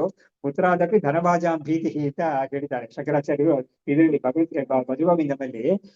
ನೋಡಿ, ಒಂದು ಪುತ್ರ ಬೇಕು ಅಂತ ಎಷ್ಟೋ ಕಷ್ಟಪಟ್ಟು ಆ ಪುತ್ರನ ಪಡ್ಕೊಳ್ತಾರೆ. ಹಿಂದಿನ ಕಾಲದಲ್ಲಿ ವ್ರತಗಳೆಲ್ಲ ಮಾಡಿ ಚಿಕಿತ್ಸೆ ಎಲ್ಲ ಮಾಡಿ ಪಡ್ಕೊಳ್ತಾರೆ. ಈ ಕಾಲದಲ್ಲೂ ಒಂದು ಗರ್ಭ ಧರಿಸ್ಬೇಕು ಅಂತ ಹೇಳ್ಬಿಟ್ಟು ಲಕ್ಷಾಂತರ ರೂಪಾಯಿ ಖರ್ಚು ಮಾಡ್ತಾರೆ ಅಲ್ವಾ. ಅದಕ್ಕೆಲ್ಲ ಇದೆಯಲ್ಲ, ಮೆಥಡ್ಸ್ ಎಲ್ಲ ಇದೆಯಲ್ಲ, ಮಗು ಬೇಕು ಅಂತ. ಆದ್ರೆ ಆ ಮಗನೋ ಮಗಳು ಅವಳಿಂದ ಕಾಲಾಂತರದಲ್ಲಿ ಅವ್ನಿಗೆ ಎಷ್ಟೊಂದು ಕಷ್ಟಗಳು ಬರುತ್ತೆ ಅನ್ನೋದನ್ನ ನೋಡಿದಾಗ ಅವನಿಗೆ ತೊಂದರೆಗಳು ಬರೋದಕ್ಕೆ ಅದು ಬೇರೆ ವಿಷಯಗಳೆಲ್ಲ ಬರುತ್ತೆ. ಆದ್ರೆ ಭೀತಿ ಅಂತ ಹೇಳಿದ್ರೆ ಯಾತಕ್ಕೆ ಅಂತ ಹೇಳಿದ್ರೆ, ನೋಡು ನೀನ್ ಎಷ್ಟೊಂದೆಲ್ಲ ಹಣ ಇಟ್ಕೊಂಡಿದ್ಯಲ್ಲ, ನನಗೆ ಕೊಡು, ಸ್ವಲ್ಪ ಬೇಕಾಗಿದೆ, ನನಗೆ ಕೊಡದೆ ಅವ್ರಿಗೆ ಕೊಂದಾಕ್ಬಿಡ್ತೀನಿ ಅಂತ ಹೇಳ್ಬಿಟ್ಟು ಅದೆಲ್ಲ ಮಾಡ್ತಾ ಇದ್ದಾರೆ. ಲೋಕದಲ್ಲಿ ನಡೀತೆ ಅದು. ಇವನಿಗೆ ಏನೋ ಒಬ್ಬ ಆಟೋ ತಗೊಳಕ್ಕೆ ಅವನಿಗೆ ಇದು ಡೆಪಾಸಿಟ್ ಮಾಡ್ಬೇಕು. ತಾಯಿ ಹತ್ರ ಕೇಳ್ತಾನೆ, ನನಗೆ ಕೊಡು, ಒಂದು 50,000 ಕೊಡು ಅಂತ ಕೇಳಿ ಕೊಂದಾಕಿದ್ದಾರೆ. ಇದೆಲ್ಲ ಆಗುತ್ತೆ, ಬೇಕಾದಷ್ಟು ಲೋಕದಲ್ಲಿ ನೋಡ್ತೀವಿ. ಹಾಗಾಗಿ ಪುತ್ರಾದಪಿ ಧನಭಾಜಾಂ ಭೀತಿ ಅಂತ ಶಂಕರರು ಹೇಳಿದ್ದಾರೆ. ಹಾಗಾಗಿ ಭೀತಿ ಅಂತ ಒಂದು ಬರುತ್ತೆ. ಅದರಿಂದ ಹಿಂಸನ ಅದು ಇದೆ, ಕರೆಕ್ಟ್. ಹೌದು, ಶರೀರಕ್ಕೆ ಪ್ರಾಣಿಗಳಿಂದ ಇದು ತೊಂದರೆ ಆಗೋದು ಇದೆಲ್ಲ ಇದೆ, ಕಾಪಾಡ್ಕೊಳ್ಳಕ್ಕೆ ಆಗ್ಬೇಕಾಗಿದೆಯಲ್ಲ. ಹಾಗಾಗಿ ಇದೆಲ್ಲ ಕೂಡ ಇದೆ. ಆಮೇಲೆ ಹಿಂಸೆ ಉಂಟಾಗುತ್ತೆ ಅನ್ನೋದು. ಸೊ ಇದೆಲ್ಲ ತೊಂದರೆಗಳಿದೆ ಅಂತ ಹೇಳ್ಬಿಟ್ಟು ಇದೆಲ್ಲ ತೋರಿಸ್ಬಿಟ್ಟು ಅವ್ರು ಏನ್ತಾರೆ, ಜಾಡ್ಯಾತೆ ಜಡಸ್ಯ ಧರ್ಮ ಸಿಹು. ಇದೆಲ್ಲ ಜಡವಾಗಿರೋ ವಸ್ತುಗಳಿಗೆಲ್ಲ ಇದೆಲ್ಲ ಇರುತ್ತೆ, ಇಂಥ ಧರ್ಮಗಳೆಲ್ಲ ಇದೆ ಅದಕ್ಕೆ. ಸಿಹು ನತೇ ಸಂತಿ ಆತ್ಮವಸ್ತುನಿ, ಇವುಗಳೆಲ್ಲ ಆತ್ಮವಸ್ತುವಲ್ಲಿ ಇರೋದೇ ಇಲ್ಲ. ಗ್ರಾಹ್ಯತ್ವ, ಆಮೇಲೆ ಶೀರ್ಣತ, ಬಂಧ, ಭೀತಿ, ಹಿಂಸನಂ, ಇದೆಲ್ಲ ಆತ್ಮನಲ್ಲಿ ಇಲ್ವೇ ಇಲ್ಲ. ಆತ್ಮ ಅಲ್ಲದೆ ಇದ್ರಲ್ಲೇ ಇದೆ ಇದು. ಇವಾಗ ನೋಡಿ, ಈ ತರ ಉಪನಿಷತ್ತು ಕಂಪೇರ್ ಅಂಡ್ ಕಾಂಟ್ರಾಸ್ಟ್ ಮಾಡಿ ತೋರಿಸುತ್ತೆ ಅದು. ನೋಡಿ ಆತ್ಮ ಹೇಗೆ ಕಾಂಟ್ರಾಸ್ಟ್ ಆಗಿದೆ ಇದರಿಂದ. ಅದು ಹೇಗಿದೆ ಅಂತ ತೋರಿಸಿದಾಗ ನಮ್ಗೆ ಏನಾಗುತ್ತೆ, ಹೌದು ಅಂತದನ್ನ ನಾವು ಬಿಡ್ಬೇಕದು, ನಾವು ಅದು ಬಿಡ್ತಕ್ಕದ್ದು ಅಂತ ಒಂದು ಬುದ್ಧಿ ಬರುತ್ತೆ. ಬಿಡ್ಬೇಕು ಅಂತ ಒಬ್ಬನಿಗೆ ಹೇಳ್ತಾ ಇದೆ, ಆದ್ರೆ ಬಿಡಕ್ಕೆ ಮನಸ್ಸು ಇರೋದಿಲ್ಲ. ಆದ್ರೆ ಈ ತರ ತೋರಿಸ್ಕೊಳ್ಳೋದ್ರಿಂದ ಏನಾಗುತ್ತೆ, ಒಬ್ಬನಿಗೆ ಮನಸ್ಸಿಗೆ ಅದು ಇದು ತರ ಒಂದು ಮತ್ತೆ ಮತ್ತೆ ಮತ್ತೆ ಮತ್ತೆ ಇದರಿಂದ ನಾನು ನೋಡಿ ನೋಡಿ ನೋಡಿ ಅವನಿಗೆ ಒಂದು ಕಾಲದಲ್ಲಿ ಅದನ್ನ ಬಿಡ್ಬೇಕು ಅಂತ ಮನಸ್ಸಿಗೆ ಒಂದು ಟ್ರಾನ್ಸ್ಫರ್ಮೇಶನ್ ಅನ್ನೋದು ಗೊತ್ತಾಗುತ್ತೆ ಮನಸ್ಸಲ್ಲಿ. ಅದು ಕೆಲವರಿಗೆ ಬೇಗ ಆಗುತ್ತೆ, ಕೆಲವರಿಗೆ ತುಂಬಾ ಲೇಟ್ ಆಗುತ್ತೆ. ಅದು ಬೇಗ ಆಗಿರೋರಿಗೆ ಏನ್ ಹೇಳ್ತಾ ಇದೆ ಲೋಕ ಏನ್ ಹೇಳುತ್ತೆ ಅಂತ ಹೇಳಿದ್ರೆ, ಅವ್ರಿಗೆ ಒಳ್ಳೆ ಸಂಸ್ಕಾರ ಇದೆ, ಅದು ಅವ್ರ ಪೂರ್ವ ಜನ್ಮ ಸಂಸ್ಕಾರ ತುಂಬಾ ಚೆನ್ನಾಗಿದೆ ಅವ್ರಿಗೆ, ಅದರಿಂದ ಅವ್ರಿಗೆ ಬೇಗ ಬೆಳಕ್ ಆಗ್ತಾ ಇದೆ ಅಂತ. ಎಲ್ಲರಿಗೂ ಅಷ್ಟೇನೆ, ಸ್ಟಾರ್ಟಿಂಗ್ ಪಾಯಿಂಟ್ ಎಲ್ರಿಗೂ ಒಂದೇನೆ. ಎಲ್ಲರೂ ಕೆಲವರು ತುಂಬಾ ಜಾಸ್ತಿ ಹಾರ್ಡ್ ವರ್ಕ್ ಮಾಡಿರ್ತಾರೆ, ಹಾರ್ಡ್ ವರ್ಕ್ ಮಾಡಿದವ್ರಿಗೆ ಅದಕ್ಕೆ ರಿವಾರ್ಡ್ ಸಿಗುತ್ತೆ ಅವ್ರಿಗೆ. ಹಾಗಾಗಿ ಹಾರ್ಡ್ ವರ್ಕ್ ಮಾಡದೇ ಇರೋರಿಗೆ it be A slow process ಅಷ್ಟೇನೆ, ಸ್ಲೋ ಲರ್ನರ್ಸ್ ಅಂತೆಲ್ಲ ಹೇಳ್ತಾರಲ್ಲ ಆ ತರ ಆಗುತ್ತೆ ಅದು ಅಂತ. ಸೊ ಇಲ್ಲಿ ಕೂಡ ಈ ನೋಡಿ, ಈ ಒಂದು ವಿಷಯ ನಮ್ಗೆ ಏನು ನಮ್ಗೆ ಮತ್ತೆ ಮತ್ತೆ ನಮ್ಗೆ ಯಾವ್ದೋ ಒಂದು ಸಾಬೀತು ಮಾಡುತ್ತೆ ಅಂತ ಹೇಳಿದ್ರೆ, ನಾನು ಒಂದು ಶ್ಲೋಕ ಹಿಂದೆ ಹೇಳಿದ್ದೀನಿ, ಮತ್ತೆ ಇನ್ನು ಸುಮಾರು ಸತಿ ಹೇಳಿದ್ದೀನಿ. ದಿನೇ ದಿನೇ ಚ ವೇದಾಂತ ಶ್ರವಣಾತ್ ಭಕ್ತಿ ಸಂಯುತಾತ್ ಗುರು ಶುಶ್ರೂಷೆಯ ಲಬ್ಧಾತ್ ಕೃಚ್ರ ಅಶೀತಿ ಫಲಂ ಲಭೆ ಅಂತ ಒಂದು ಶ್ಲೋಕ ಇದೆ. ಅದಕ್ಕೆ ಏನರ್ಥ ಅಂತ ಹೇಳಿದ್ರೆ, ಪ್ರತಿ ದಿವಸ ಒಬ್ಬ ಬಿಡದೇನೆ ವೇದಾಂತ ಶ್ರವಣ, ಯಾವ್ದಾದ್ರು ಒಂದು ವೇದಾಂತ ಬರ್ತು ಅವನೊಬ್ಬನೇ ಓದೋದು, ಅಥವಾ ಯಾರೋ ಒಂದು ಗ್ರೂಪ್ ಸ್ಟಡಿ ಮಾಡೋದು, ಅಥವಾ ಒಬ್ಬರು ಉಪನ್ಯಾಸವನ್ನು ಕೇಳೋದು ಅಂತದೊಂದು ಇಟ್ಕೊಂಡು, ಅಥವಾ ಒಂದು ರೆಕಾರ್ಡೆಡ್ ಕೇಳೋದು ಅಂತದನ್ನ ಪ್ರತಿ ದಿವಸ ಒಂದು ರೊಟೀನ್ ಆಗಿ ಇಟ್ಕೊಂಡಿದ್ದ ಅಂತ ಹೇಳಿದ್ರೆ, ಪ್ರತಿ ದಿವಸ ಮಾಡ್ತಾ ಇದ್ದಾನೆ ಅಂತ ಹೇಳಿದ್ರೆ, ಅವ್ನಿಗೆ ಏನಂತ ಪ್ರಯೋಜನ ಆಗುತ್ತೆ ಅಂತ ಹೇಳಿದ್ರೆ, ಆ ಶ್ಲೋಕದಲ್ಲಿ ಹೇಳುತ್ತೆ ಅವನ ಮನಸ್ಸು ತುಂಬಾ ಶುದ್ಧಿ ಆಗುತ್ತೆ ಅಂತ ಹೇಳ್ತಾರೆ. ಹೇಗೆ ಸರಿ ವೇದಾಂತ ಓದೋದ್ರಿಂದ ನಮ್ಗೇನಪ್ಪ ಶುದ್ಧಿ ಆಗುತ್ತೆ, ಆತ್ಮ ಬ್ರಹ್ಮ ಅದ್ರ ಬಗ್ಗೆ ತಾನೇ ಹೇಳುತ್ತೆ ಅಂತ ಹೇಳಿದ್ರೆ, ಅಷ್ಟು ಮಾತ್ರ ಅಲ್ಲ, ಮಧ್ಯದಲ್ಲಿ ಇಂಥ ವಿಷಯಗಳು ಹೇಳುತ್ತೆ. ಅದು ಶರೀರದ ಬಗ್ಗೆ ಹೇಳುತ್ತೆ, ಪ್ರಪಂಚದ ಬಗ್ಗೆ ಹೇಳುತ್ತೆ, ಅದರಲ್ಲಿರೋ ಕಷ್ಟಗಳ ಬಗ್ಗೆ ಹೇಳುತ್ತೆ. ಅದು ಅವಾಗ ನಿಮ್ಗೆ you start reflecting on that. ಅವಾಗ ಏನಾಗುತ್ತೆ, ಇಂಥ ಒಂದು ಇನ್ಪುಟ್ಸ್ ಅದ್ರಲ್ಲಿ ಬರುತ್ತೆ. ಜೊತೆಗೆ ಬರುವಾಗ ಏನಾಗುತ್ತೆ, he is expose to that. ಯಾವುದೇ ಒಂದು ವೇದಾಂತ ಗ್ರಂಥ ನೀವು ತಗೊಂಡು ನೀವು ಓದಿದ್ರು ಕೂಡ, ವೇದಾಂತ ಗ್ರಂಥ ಅಂತ ಹೇಳೋ ಉಪನಿಷತ್ ಗ್ರಂಥ ಅಂತ ಮಾತ್ರ ಇಲ್ಲ, ನಮ್ಗೆ ರಾಮಾಯಣ ಭಾಗವತ ಇದೆಲ್ಲವೂ ಕೂಡ ವೇದಾಂತ ಗ್ರಂಥಗಳೇ ಅಲ್ಟಿಮೇಟ್ಲಿ. ಅವಾಗ ಅದನ್ನ ನೋಡ್ತಾ ಇದ್ದಾಗ ನಮ್ಗೆ ಅದ್ರಲ್ಲಿ ಅಷ್ಟೊಂದು ವಿಷಯಗಳು ಇದ್ರ ಬಗ್ಗೆ ಬರುತ್ತೆ. ಬಂದಾಗ ಏನಾಗುತ್ತೆ, ಇವನಿಗೆ ಮನಸ್ಸಲ್ಲಿ ಒಂದು ಸ್ಲೋ ಪಾಯ್ಸನ್ ತರ ಅದು ಇವನ್ನ ಪರಿವರ್ತನೆ ಮಾಡುತ್ತೆ. ಅದು ನಾವು ಬೇಡ ಅಂತ ಹೇಳಿದ್ರು ಮಾಡುತ್ತೆ ಅದು ಖಂಡಿತ. ಹಾಗಾಗಿ ಅವ್ನು ಸುಮ್ಮನೆ ಬಂದು ಕೂತ್ಕೋ ಇಲ್ಲಿ ಸಾಕು ಅಂತ ಹೇಳ್ತಾರೆ ದೊಡ್ಡವರು. ಹೇಳುವಾಗ ನೀನ್ ಸುಮ್ಮನೆ ಒಂದು ಉಪನ್ಯಾಸ ಅಥವಾ ಒಂದು ಪ್ರವಚನ ಅಂತೆಲ್ಲ ಮಾಡುವಾಗ ಇಂಥ ವಿಷಯಕ್ಕೆ, ಅವಾಗ ಸುಮ್ಮನೆ ಬಂದು ಕೂತ್ಕೋ ಸಾರಿ, ನೀನ್ ತಲೆ ಒಳಗಡೆ ಏನು ಹೋಗದೆ ಹೋದ್ರೂ ಪರವಾಗಿಲ್ಲ, 10 ನಿಮಿಷ ಅರ್ಧ ಗಂಟೆ 3/4 ಗಂಟೆ ಕೂತ್ಕೊಂಡು ಹೋಗಿ ನೀನ್ ಪರವಾಗಿಲ್ಲ, ಅದರಿಂದನೇ ಒಂದು ಸಂಸ್ಕಾರ ಬರುತ್ತೆ ಅಂತ ಹೇಳ್ತಾರೆ. ಅವಾಗ ಅದು ಖಂಡಿತ ಅದು ಇಲ್ಲ ಅಂತ ಹೇಳಕ್ ಆಗೋದೇ ಇಲ್ಲ ಖಂಡಿತ. ಯಾಕಂದ್ರೆ ಅವರು ಅನುಭವದಿಂದಾನೇ ಈ ತರ ಕೇಳಿದ್ದಾರೆ. ಹಾ ಅದೇ ಅದೇ ಕಿಲಿಕ್ ಬೀಳ್ತಾ ಇರ್ತಾರೆ.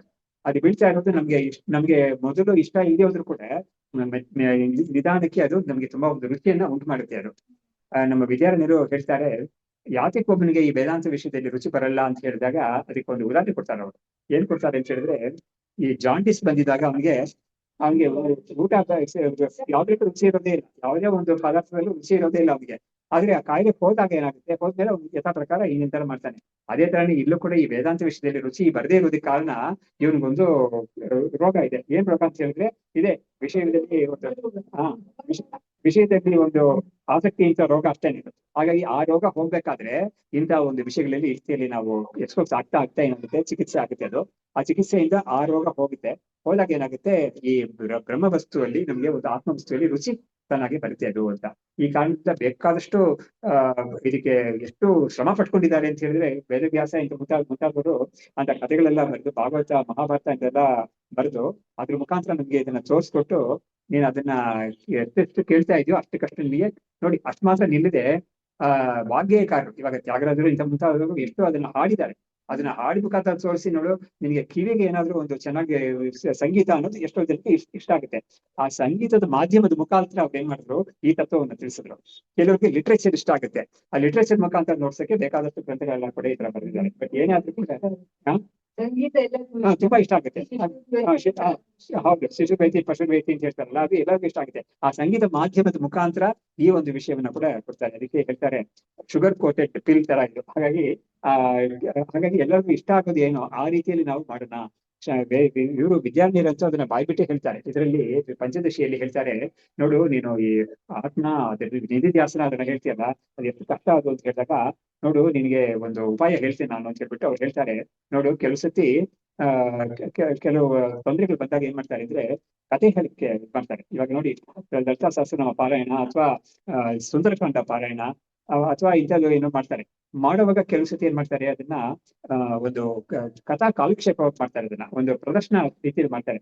ಮಾಡಿದಾಗ ಏನಾಗುತ್ತೆ ಅಂದ್ರೆ ಇವನಿಗೆ ಅದು it will look like an entertainment. But entertainment ಎದ್ರು ಕೂಡ ಅದು ಅದ್ರ ಮುಖಾಂತರ ಒಂದು ಇವನಿಗೆ ಒಂದು ಮೆಸೇಜ್ ಹೊರಗಡೆ ಹೋಗುತ್ತೆ, ಆ ತರ ಆಗುತ್ತೆ ಅದು. ಅವಾಗ ಆ ಎಂಟರ್ಟೈನ್ಮೆಂಟ್ ತರ ಇದ್ರು ಕೂಡ ಅದು ತಾಳ ವಾದ್ಯ ಎಲ್ಲ ಇಟ್ಕೊಂಡು ಮಾಡ್ತಾರೆ ಅವರು. ಅವಾಗ ಅದೆಲ್ಲ ಬಂದು ಒಂದು ಟೀಮ್ ಬರ್ತಾರೆ, ಅದಕ್ಕೆ ಒಂದು ತಂಡ ಬರ್ತಾರೆ, ಅದಕ್ಕೆ ಬಂದು ಇದನ್ನೆಲ್ಲ ಮಾಡ್ತಾರೆ ಅವರು. ಅದರಲ್ಲಿ ಅವರಿಗೆ ಸ್ಪೆಷಲಿಸ್ಟ್ ಆಗಿರ್ತಾರೆ ಅವರು. ಬಟ್ ಅದ್ರ ಮುಖಾಂತರ ಅವ್ರು ಏನಾಗುತ್ತೆ ಇವನಿಗೆ ಆ ಕಥೆಗಳ ಕೇಳುವಾಗ ಇವನಿಗೆ ತುಂಬಾ ಅದು ಒಳಗಡೆ ಒಂದು ಪರಿವರ್ತನೆ ಆಗುತ್ತೆ ಅದು.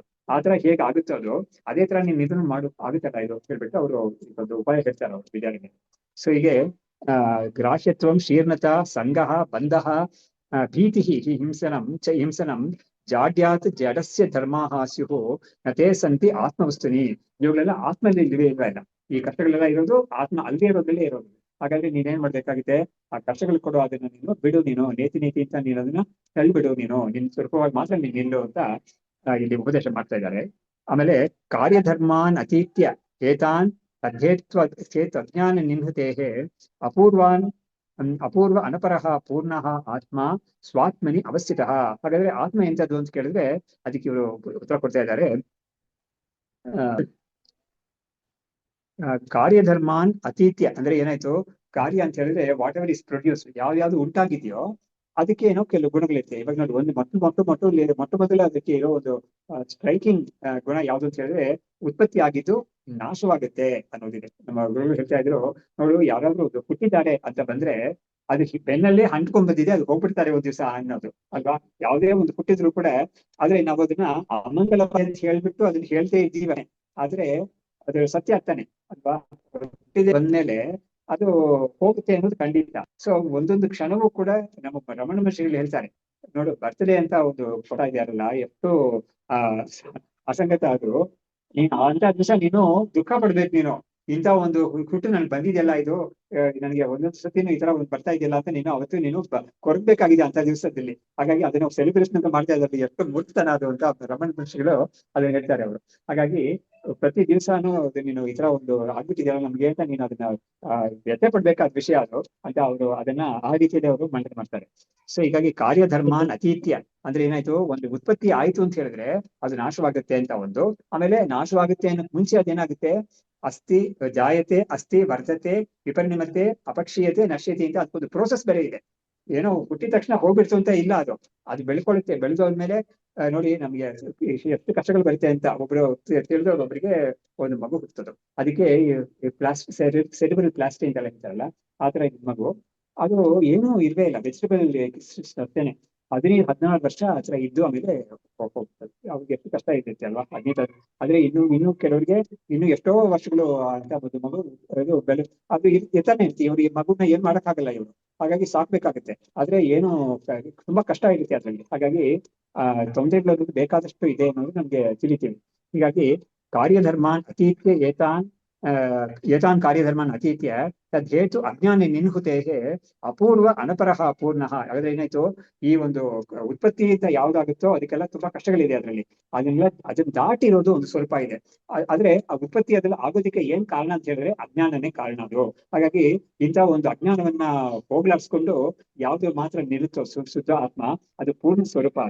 ಅದು ಅಪೂರ್ವ ಅನಪರಹ ಅಂತ ಒಂದು ಶಬ್ದ ಬರುತ್ತೆ. ಏನಂತ ಅಂತ ಹೇಳಿದ್ರೆ ಈ ಆತ್ಮ ಅನ್ನೋದಕ್ಕೆ ಕಾರಣ ಯಾವ್ದೂ ಇಲ್ವೇ ಇಲ್ಲ. ಅದೇ ತರ ಅಪರಹ ಅಂತ ಹೇಳಿದ್ರೆ ಇದಾದ್ಮೇಲೆ ಏನೋ ಒಂದು ಬಂತು ಅಂತ ಹೇಳಿದ್ರು ಅದು ಇಲ್ವೇ ಇಲ್ಲ.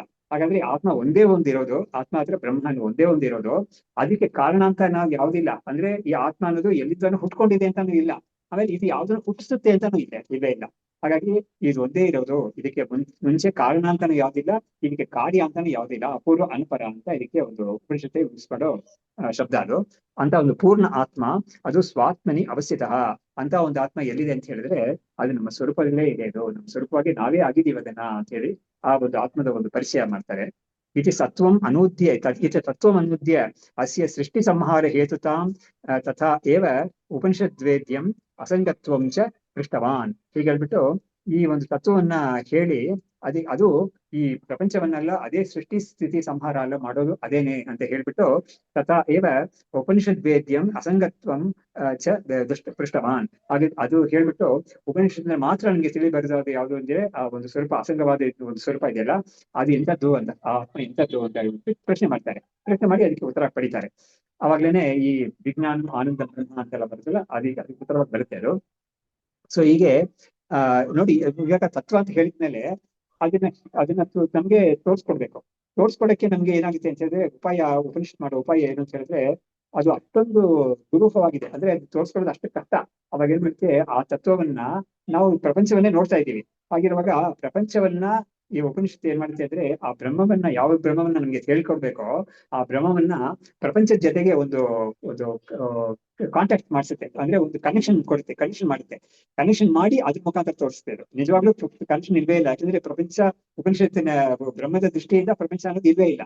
ಆದ್ರೆ ನಾವು ಇದೇ ಇರೋದು ಅದಿಲ್ಲ ಅಂತ ನಾವು ಅನ್ಕೊಂಡ್ಬಿಟ್ಟಿದೀವಿ. ಅದರಿಂದ ಏನ್ ಮಾಡ್ಬೇಕಾಗಿದೆ, ಆ ಒಂದು ಸ್ವರೂಪವನ್ನ ತೀರ್ಸ್ಕೊಳಕ್ಕಾಗಿ ನಿನಗೆ from the known to the unknown ಅಂತ ಮೆಥಡ್ ಇದೆಯಲ್ಲ, ಅದರಿಂದ ನಮ್ಗೆ ಯಾವ್ದು ಪ್ರಪಂಚ ತಿಳಿದಿದೆಯೋ ಆ ಪ್ರಪಂಚಕ್ಕೆ ಅದನ್ನ ಕಾರಣವಾಗಿ ತೋರಿಸಿ ಒಂದು ಅಧ್ಯಾರೋಪ ಮಾಡಿ ಆಮೇಲೆ ನಮ್ಗೆ ಅದನ್ನ ಬಿಡಿಸಿ ಪ್ರಪಂಚ ಅದನ್ನ ಬಿಡಿಸಿ ನಮ್ಗೆ ತೋರಿಸ್ಕೊಡುತ್ತೆ. ಅದು ಅಸಂಗ ಅನ್ನೋ ಶಬ್ದ ಅದಕ್ಕೆ ಬಂದಿರೋದು. ಸಂಘ ಅಂತ ಹೇಳಿದ್ರೆ ಸೇರ್ಕೊಳ್ಳೋದು, ಅಸಂಗ ಅಂದ್ರೆ ಸೇರ್ಸ್ಕೊಳ್ಳದೆ ಇರೋದು, ಅದು ಸೇರ್ಕೊಳಕ್ ಆಗದೆ ಇರೋದು ಅಂತ ವಸ್ತು ಅಸಂಗ ಸ್ವರೂಪ ಅಂತ.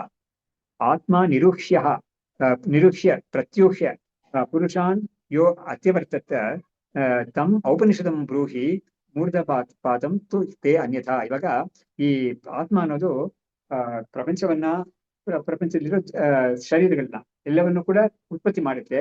ಆಮೇಲೆ ಉತ್ಪತ್ತಿ ಆದ್ಮೇಲೆ ಅದನ್ನೆಲ್ಲ ಒಳಗಡೆ ಹೇಳ್ಕೊಳುತ್ತೆ. ಕಾಲ ಬಂದಾಗ ಮತ್ತೆ ಅದನ್ನ ಉತ್ಪತ್ತಿ ಮಾಡುತ್ತೆ. ಸೊ ಈ ತರ ಒಂದು ಪ್ರೊಜೆಕ್ಟಿಂಗ್ ಅಂಡ್ ವಿಡ್ರಾಯಿಂಗ್ ಅಂತ. ನಿರುಕ್ಷ್ಯ ಅಂತ ಹೇಳಿದ್ರೆ ಪ್ರೊಜೆಕ್ಟಿಂಗ್, ಇದು ಪ್ರತ್ಯೂಹ ಅಂತ ಹೇಳಿದ್ರೆ ಇದು ಅಬ್ಸರ್ವಿಂಗ್ ಬ್ಯಾಕ್ ಅಂತ. ಹಾಗಾಗಿ ಈ ಸೃಷ್ಟಿ ಸ್ಥಿತಿ ಸಂಹಾರ ಅನ್ನೋದು ಆಗ್ತಾನೆ ಇರುತ್ತೆ. ಅದು ಈ ಬ್ರಹ್ಮ ಅನ್ನೋದು ಆತ್ಮ ಅನ್ನೋದು ಅದನ್ನ ಮಾಡ್ತಾ ಇರುತ್ತೆ. ಅದು ಹಾಗಾಗಿ ಅಂತ ಒಂದು ಸ್ವರೂಪ ಯಾವ್ದಿದೆಯೋ ಆದ್ರೆ ಅದು ಆತ್ಮನ ನಿಜವಾದ ಸ್ವರೂಪ ಅಲ್ಲ. ಅದು ಆದ್ರೆ ಉಪನಿಷತ್ತಿನ ಮಾತ್ರ ತಿಳ್ಕೊಬೇಕಾದ ಸ್ವರೂಪ ಯಾವ್ದು ಅಂತ ಹೇಳಿದ್ರೆ ಅಸಂಗ ಸ್ವರೂಪ. ಅದು ಇದಕ್ಕೆ ಸಂಬಂಧ ಇಲ್ಲದೆ ಇರುವುದು ಪೂರ್ಣ ಸ್ವರೂಪ ಅದು ಅಂತ ಹೇಳಿ ಈ ಸಂಬಂಧದಿಂದ ಬಿಡಿಸಿ ಅದನ್ನ ಆ ಉಪನಿಷತ್ ಪುರುಷವನ್ನ ಯಾವ್ದದು ತಂತು ಔಪನಿಷದಂ ಪುರುಷಂ ಬ್ರೂಹಿ ಅಂತ. ಆದ್ರೆ ನಾನು ನಿನ್ನ ಹತ್ರ ಒಂದು ಪ್ರಶ್ನೆ ಕೇಳ್ತಾ ಇದ್ದೀನಿ, ಆತ್ಮನ ಬಗ್ಗೆ ಕೇಳ್ತಾ ಇದ್ದೀನಿ. ಅದು ಎಂತ ಆತ್ಮ ಅಂತ ಕೇಳಿದ್ರೆ ಎಂತ ಪರ್ಸನ್, ಅದು ಪುರುಷ ಅಂತಾನೆ ಯೂಸ್ ಮಾಡುತ್ತೆ. ಎಂತ ಪುರುಷ ಅಂತ ಹೇಳಿದ್ರೆ it is not the medical person or the physiological person. ಒಂದು ಫಿಸಿಕಲ್ ಪರ್ಸನ್ ಅಲ್ಲ ಅದು, ಇದು ಉಪನಿಷತ್ತಿಕ್ ಪರ್ಸನ್. ಎಂತ ಪರ್ಸನ್ ಅಂತ ಹೇಳಿದ್ರೆ ಇದು ಉಪನಿಷತ್ತನ್ನ ಮಾತ್ರ ತಿಳಿಬಹುದಾದ ಒಂದು ವ್ಯಕ್ತಿ, ಅದೊಂದು ಸ್ವರೂಪ ಅಂತದನ್ನ ಕೇಳ್ತಾ ಇದ್ದೀನಿ ಅಂತ. ಅವಾಗ ಅಂತ ಸ್ವರೂಪವನ್ನ ಕೇಳ್ತಾ ಅದಕ್ಕೆ ಉತ್ತರ ಕೊಡ್ತಾರೆ. ಯೋ ಅನೂದಿತೋ ಯಃ ನ ಇತಿ ಸಚಿನ್ಮಾತ್ರೋ ಹಿ ಅವಿಕ್ರಿಯ ಉಕ್ತೌ ಪುರುಷ ನಿರ್ವಾಹ ಪ್ರತಿವಾಕ್ಯೌ ತು ಮಾಯಿಕೌ. ಇವಾಗ ಯಾವ ಒಂದು ಬ್ರಹ್ಮವನ್ನ ತಿಳಿಸಕ್ಕೆ ನಮ್ಗೆ ಇದು ಪ್ರಪಂಚವೆಲ್ಲ ಸೃಷ್ಟಿ ಎಲ್ಲ ಮಾಡುತ್ತೆ ಅಂತ ಹೇಳಿದ್ರಲ್ಲ, ಅದು ಸತ್ಯವಲ್ಲ. ಆದ್ರೆ ಆ ಒಂದು ಲೇಬಲ್ ಅದಕ್ಕೆ ಕೊಡ್ಬೇಕಾಗಿದೆ. ಯಾಕಂದ್ರೆ ಆ ವಸ್ತು ಇಲ್ವೇ ಇಲ್ಲ ಅಂತ ನಾವು ತೀರ್ಮಾನ ಮಾಡ್ಕೊಂಡಿರುವಾಗ ಇದಕ್ಕೆಲ್ಲ ಒಂದು ಪ್ರಪಂಚಕ್ಕೆಲ್ಲ ಕಾರಣವಾಗಿರೋ ಒಂದು ವಸ್ತು ಇದೆ ಅಂತ ಇವ್ರು ಹೇಳ್ತಾ ಇದ್ದಾರೆ. ಖಂಡಿತ ಇರ್ಬೇಕಾದ್ರೆ, ಯಾಕಂದ್ರೆ ಯಾವುದೇ ವಸ್ತು ಕೂಡ ನಾವು ಲೋಕದಲ್ಲಿ ನೋಡಿದಾಗ ಒಂದು ಕಾರಣ ಇಲ್ಲದೆ ವಸ್ತು ಯಾವುದೇ ಇಲ್ವೇ ಇಲ್ಲ. ನಾವು ಯಾವ್ದೊಂದು ಒಂದು ಟೇಬಲ್ ನೋಡಿದ್ರೆ ಇದನ್ನ ಮಾಡಿರೋ ಒಂದು ಕಾರ್ಪೆಂಟರ್ ಇರ್ತಾನೆ, ಆಮೇಲೆ ಈ ಟೇಬಲ್ ಉಂಟಾಗಿರೋ ಒಂದು ಮರ ಇದೆಯಲ್ಲ ಅದು ಕೂಡ ಎಲ್ಲ ಒಂದ್ ಕಡೆ ಬೆಳೆದಿದೆ ಅದು. ಹಾಗಾಗಿ ಪ್ರತಿಯೊಂದು ವಸ್ತು ನಾವು ನೋಡ್ಕೊಂಡು ಲೋಕದಲ್ಲಿ ನೋಡಿದ್ರು ಕೂಡ ಒಂದು ಮಗು ನೋಡಿದ್ರೆ ಅದಕ್ಕೆ ತಂದೆ ತಾಯಿ ಅಂತ ಇದ್ದಾರೆ. ಈಗ ನಾವು ಎಲ್ಲ ವಸ್ತುಗಳಿಗೂ ಕಾರಣ ನೋಡ್ತೀವಿ ನಾವು. ಇದೇ ತರ ಈ ಒಂದು ವ್ಯಾಪ್ತಿಯನ್ನು ನೋಡ್ಕೊಂಡು ಶಾಸ್ತ್ರ ಕೂಡ ಏನ್ ಮಾಡುತ್ತೆ, ನಮ್ಗೆ ಆ ಬ್ರಹ್ಮ ನಮ್ಗೆ ಕಾಣಿಸದೆ ಹೋದ್ರು ಕೂಡ ಕಣ್ಣಿಗೆ ನಮ್ಗೆ ಊಹೆ ಮಾಡ್ಕೊಕ್ ಆಗುತ್ತೆ. ಅಂದ್ರೆ ಈ ಯಾವ ವಸ್ತು ನೀನ್ ನೋಡ್ತಾ ಇದೆಯೋ ಅದಕ್ಕೆಲ್ಲ ಒಂದು ಕಾರಣ ಇದೆ ಅಂತ ನಿನಗೆ ತಿಳಿದಿದೆ. ಅದೇ ತರ ಈ ಇಡೀ ಪ್ರಪಂಚಕ್ಕೂ ಒಂದು ಕಾರಣ ಇದೆ ಅಂತ ಹೇಳಿದಾಗ ನಮ್ಗೆ ಹೌದು ಅಂತ ನಾವು ಒಪ್ಕೊಳ್ತೀವಿ. ಆಮೇಲೆ ನಿಮಗೆ ಅದು ಎಂಥದ್ದು ಅಂತ ಆಮೇಲೆ ತೋರಿಸ್ಕೊಳಕ್ಕೆ ನಮ್ಗೆ ಮುಂದೆ ಪರಿಷ್ಕಾರ ಮಾಡ್ತಾರೆ. ಆದ್ರೆ ಬಿಗಿನಿಂಗ್ ಅಲ್ಲಿ ಏನ್ ಮಾಡ್ತಾರೆ, ಆ ಬ್ರಹ್ಮವೇ ಈ ಪ್ರಪಂಚಕ್ಕೆಲ್ಲ ಕಾರಣ ಅಂತ ಮೊದಲು ಹೇಳ್ಬಿಟ್ಟು ಆ ಒಂದು ಸ್ವಲ್ಪವನ್ನ ನಮ್ಗೆ ಇದೆ ಅಂತ ಒಂದು ಬುದ್ಧಿ ಬರೆಸ್ಬಿಟ್ಟು ಆಮೇಲೆ ಅದು ಅಸಂಗವಾಗಿದೆ ಅಂತ ಆಮೇಲೆ ತೋರಿಸೋದು ಅದನ್ನ. ಸೊ ಹೀಗೆ ಉಕ್ತವು ಪುರುಷ ನಿರ್ವಾಹ ಪ್ರತಿವಾಹೋತು ಮಾಯಿಕವು. ಹಾಗಾದ್ರೆ ಈ ಪ್ರಪಂಚಕ್ಕೆ ಅದು ಉತ್ಪತ್ತಿ ಸ್ಥಿತಿ ಕಲೆಗೆಲ್ಲ ಕಾರಣ ಇದೆ ಅಂತ ಹೇಳಿದ್ರೆ ಅದು ಮಾಯಿಕವಾಗಿ ಹೇಳಿರೋ ಒಂದು ಫಂಕ್ಷನ್. ಅದಕ್ಕೆ ಸತ್ಯವಾದ ಫಂಕ್ಷನ್ ಅಲ್ಲ ಅದಕ್ಕೆ. ಯಾಕಂದ್ರೆ ಸತ್ಯವಾಗಿ ಫಂಕ್ಷನ್ ಇಲ್ವೇ ಇಲ್ಲ. ಇನ್ನೊಂದು ಸತ್ಯವಾಗಿ ಈ ವಸ್ತುವೇ ಇಲ್ವಲ್ಲ. ಈ ಯಾವ ಪ್ರಪಂಚವನ್ನ ಇದು ಸ್ಥಿತಿ ಉತ್ಪತ್ತಿ ಎಲ್ಲ ಮಾಡುತ್ತೆ ಅಂತ ಹೇಳ್ತೀವಲ್ಲೋ ಆ ಪ್ರಪಂಚವೇ ಸತ್ಯ ಅಲ್ಲ from the ultimate stand point. ಅದರಿಂದ ಅದು ಇದು ಸತ್ಯವಲ್ಲ. ಅದರಿಂದ ಅದಕ್ಕೆ ಕನೆಕ್ಷನ್ ಬಂದಿದೆ ಅಂತ ಹೇಳ್ತೀವಲ್ಲ ಆ ಕನೆಕ್ಷನ್ ಕೂಡ ಸತ್ಯವಲ್ಲ ಅಂತ ಮಾಯಿಕ ಅದು ಅಂತ ಹೇಳ್ತಾರೆ. ಸೃಷ್ಟಿ ಅಷ್ಟವಿಧ ಉಪಾಸ್ಯ ರೂಪ ನಿರ್ವಾಹ ಉಚ್ಯತೆ ಪ್ರತಿವಾಹ ತು ಸಂಸಾರ ದಿಗ್ದೇವದ್ವಾರತೋ ಹೃದಯ. ಹೀಗಾಗಿ ಈ ಸೃಷ್ಟಿ ಅನ್ನೋದು ಯಾವ್ದು ಅಂತ ಕೇಳಿದ್ರೆ ನಾನು ಯಾವಾಗ ಹೇಳಿದ್ನಲ್ಲ 8 ವಿಧವಾದ ಒಂದು ದೇವತಾ ಸ್ವರೂಪವಾಗಿ ಇರೋದು ಅಂತ, ಅದೇ ಸೃಷ್ಟಿ ಅಂತ ಹೇಳೋದು. ಪ್ರತಿಭಾ ಅಂತ ಹೇಳಿದ್ರೆ ಸಂಹಾರ ಅಂತ ಹೇಳುವಾಗ ಸಂಸಾರ ದಿಗ್ದೇವತಾ ದ್ವಾರತ ಹೃದಯ. ಹಾಗಾಗಿ ಇದು ಮತ್ತೆ ಅದನ್ನೆಲ್ಲ ಒಳಗಡೆ ಸೇರಿಸ್ಕೊಳ್ಳೋದು ಅಂತ ಹೇಳಿದ್ರೆ ಈ ದಿಗ್ದೇವತೆಗಳ ಮುಖಾಂತರವಾಗಿ ಅದು ಈ ಒಂದು ರೀತಿಯಲ್ಲಿ ಅದು ಸಂಸಾರವಾಗಿ ನಡೆಸ್ತಾ ಇದೆ. ಆದ್ರೆ ಏನದು ಸೃಷ್ಟಿ ಸ್ಥಿತಿ ಸಂಹಾರ ಅಂತ ಮಾಡೋದೇ ಒಂದು ಸಂಸಾರ, ಅದೇ ಸಂಸಾರ ಅಂತ ಈ ಉಪನಿಷತ್ ಹೇಳ್ತಾ ಇರೋ ಮಾತು. ಅದೇ ಬ್ರಹ್ಮವು ಏನ್ ಮಾಡ್ತಾ ಇದೆ ಅಂತ ಹೇಳಿದ್ರೆ ಈ ಸಂಸಾರವನ್ನೆಲ್ಲ ಹೀಗೆ ನಡೆಸ್ತಾ ಇದೆ ಇದು. ವಸ್ತುವೃತ್ತೇನ ನಿಶೇಷ ಕಾರ್ಯಕಾರಣ ವರ್ಜನಂ ತಸ್ಯ ಅತಿಕ್ರಾಂತಿ ಉದ್ದಿಷ್ಟ ಸಚ ಉಪನಿಷತ್ತಿ ಶ್ರುತಃ. ಆದ್ರೆ ನಿಜವಾಗ್ಲೂ ನೋಡಿದ್ರೆ ಆ ಬ್ರಹ್ಮವು ಸೃಷ್ಟಿ ಸ್ಥಿತಿ ಸಂಹಾರ ಯಾವ್ದು ಮಾಡ್ತಾನೆ ಇಲ್ಲ, ಅದು ಶುದ್ಧವಾಗಿ ತನ್ಪಾಡಿಗೆ ತಾನೇ ಇದೆ ಅದು ಅಂತ. ಆದ್ರೆ ಏನಾಗ್ತಾ ಇದೆ ಅಂದ್ರೆ ಅಂತ ಒಂದು ಬ್ರಹ್ಮನ ತೋರ್ಸ್ಕೊಡಕ್ಕಾಗಿ ಏನ್ ಮಾಡ್ತಾ ಇದ್ದಾರೆ, ಮೊದಲು ಅದನ್ನ ಸೃಷ್ಟಿಕರ್ತ ಅಂತ ಹೇಳಿದ್ರು, ಆಮೇಲೆ ಅದನ್ನ ಸೃಷ್ಟಿಕರ್ತ ಅಲ್ವೇ ಇಲ್ಲ, ಅದು ಸೃಷ್ಟಿಗೂ ಅದಕ್ಕೂ ಸಂಬಂಧನೇ ಇಲ್ಲ ಅಂತ ಆ ರೀತಿಯಲ್ಲಿ ಅದನ್ನ ಬೇರೆಯಾಗಿ ತೋರಿಸ್ತಾರೆ. ಸೊ ಹೀಗೆ ಅಭ್ಯಾರೋಪ ಅಪವಾದ ಅಂತ ನಾವು ಯಾವ್ದು ಹೇಳ್ತೀವೋ ಅದೇನೇ ಇಲ್ಲಿ ಕೂಡ ಇರೋದು. ಕರ್ಮಕಾಂಡ ವಿರೋಧಿತ್ವಾತ್ ನೈವ ಅಯಂ ಶ್ರೂಯತೆ ಕ್ವಚಿತ್ ಐಕಾತ್ಮ್ಯ ವಸ್ತು ವಿಜ್ಞಾನಂ ಕರ್ಮಭಿಹಿ ವಿರುದ್ಧತೆ. ಇವಾಗ ಈ ಒಂದು ಬ್ರಹ್ಮದ ಒಂದು ನಿಜವಾದ ಸ್ವರೂಪ ಅನ್ನೋದು ನಮ್ಗೆ ಕರ್ಮಕಾಂಡದಲ್ಲಿ ಸಿಗೋದಿಲ್ಲ. ಯಾಕಂದ್ರೆ ಕರ್ಮಕಾಂಡದಲ್ಲಿ ಇದಕ್ಕೆ ವಿರೋಧ. ಯಾಕಂದ್ರೆ ಕರ್ಮಕಾಂಡದಲ್ಲಿ ನಾನಾತ್ವ ಬೇಕು, ಆಮೇಲೆ ಪ್ರತಿಯೊಬ್ಬನಿಗೂ ಕೂಡ ನಾನ್ ಮಾಡ್ತಾ ಇರೋನು ನಾನು ಕರ್ತಾ ಭೋಗ್ತಾ ಅಂತ ಬುದ್ಧಿ ಇರ್ಬೇಕು. ಅಂತ ಈ ವ್ಯಕ್ತಿಗೆ ಕರ್ಮಕಾಂಡ ಅಂತ ಇರೋದು.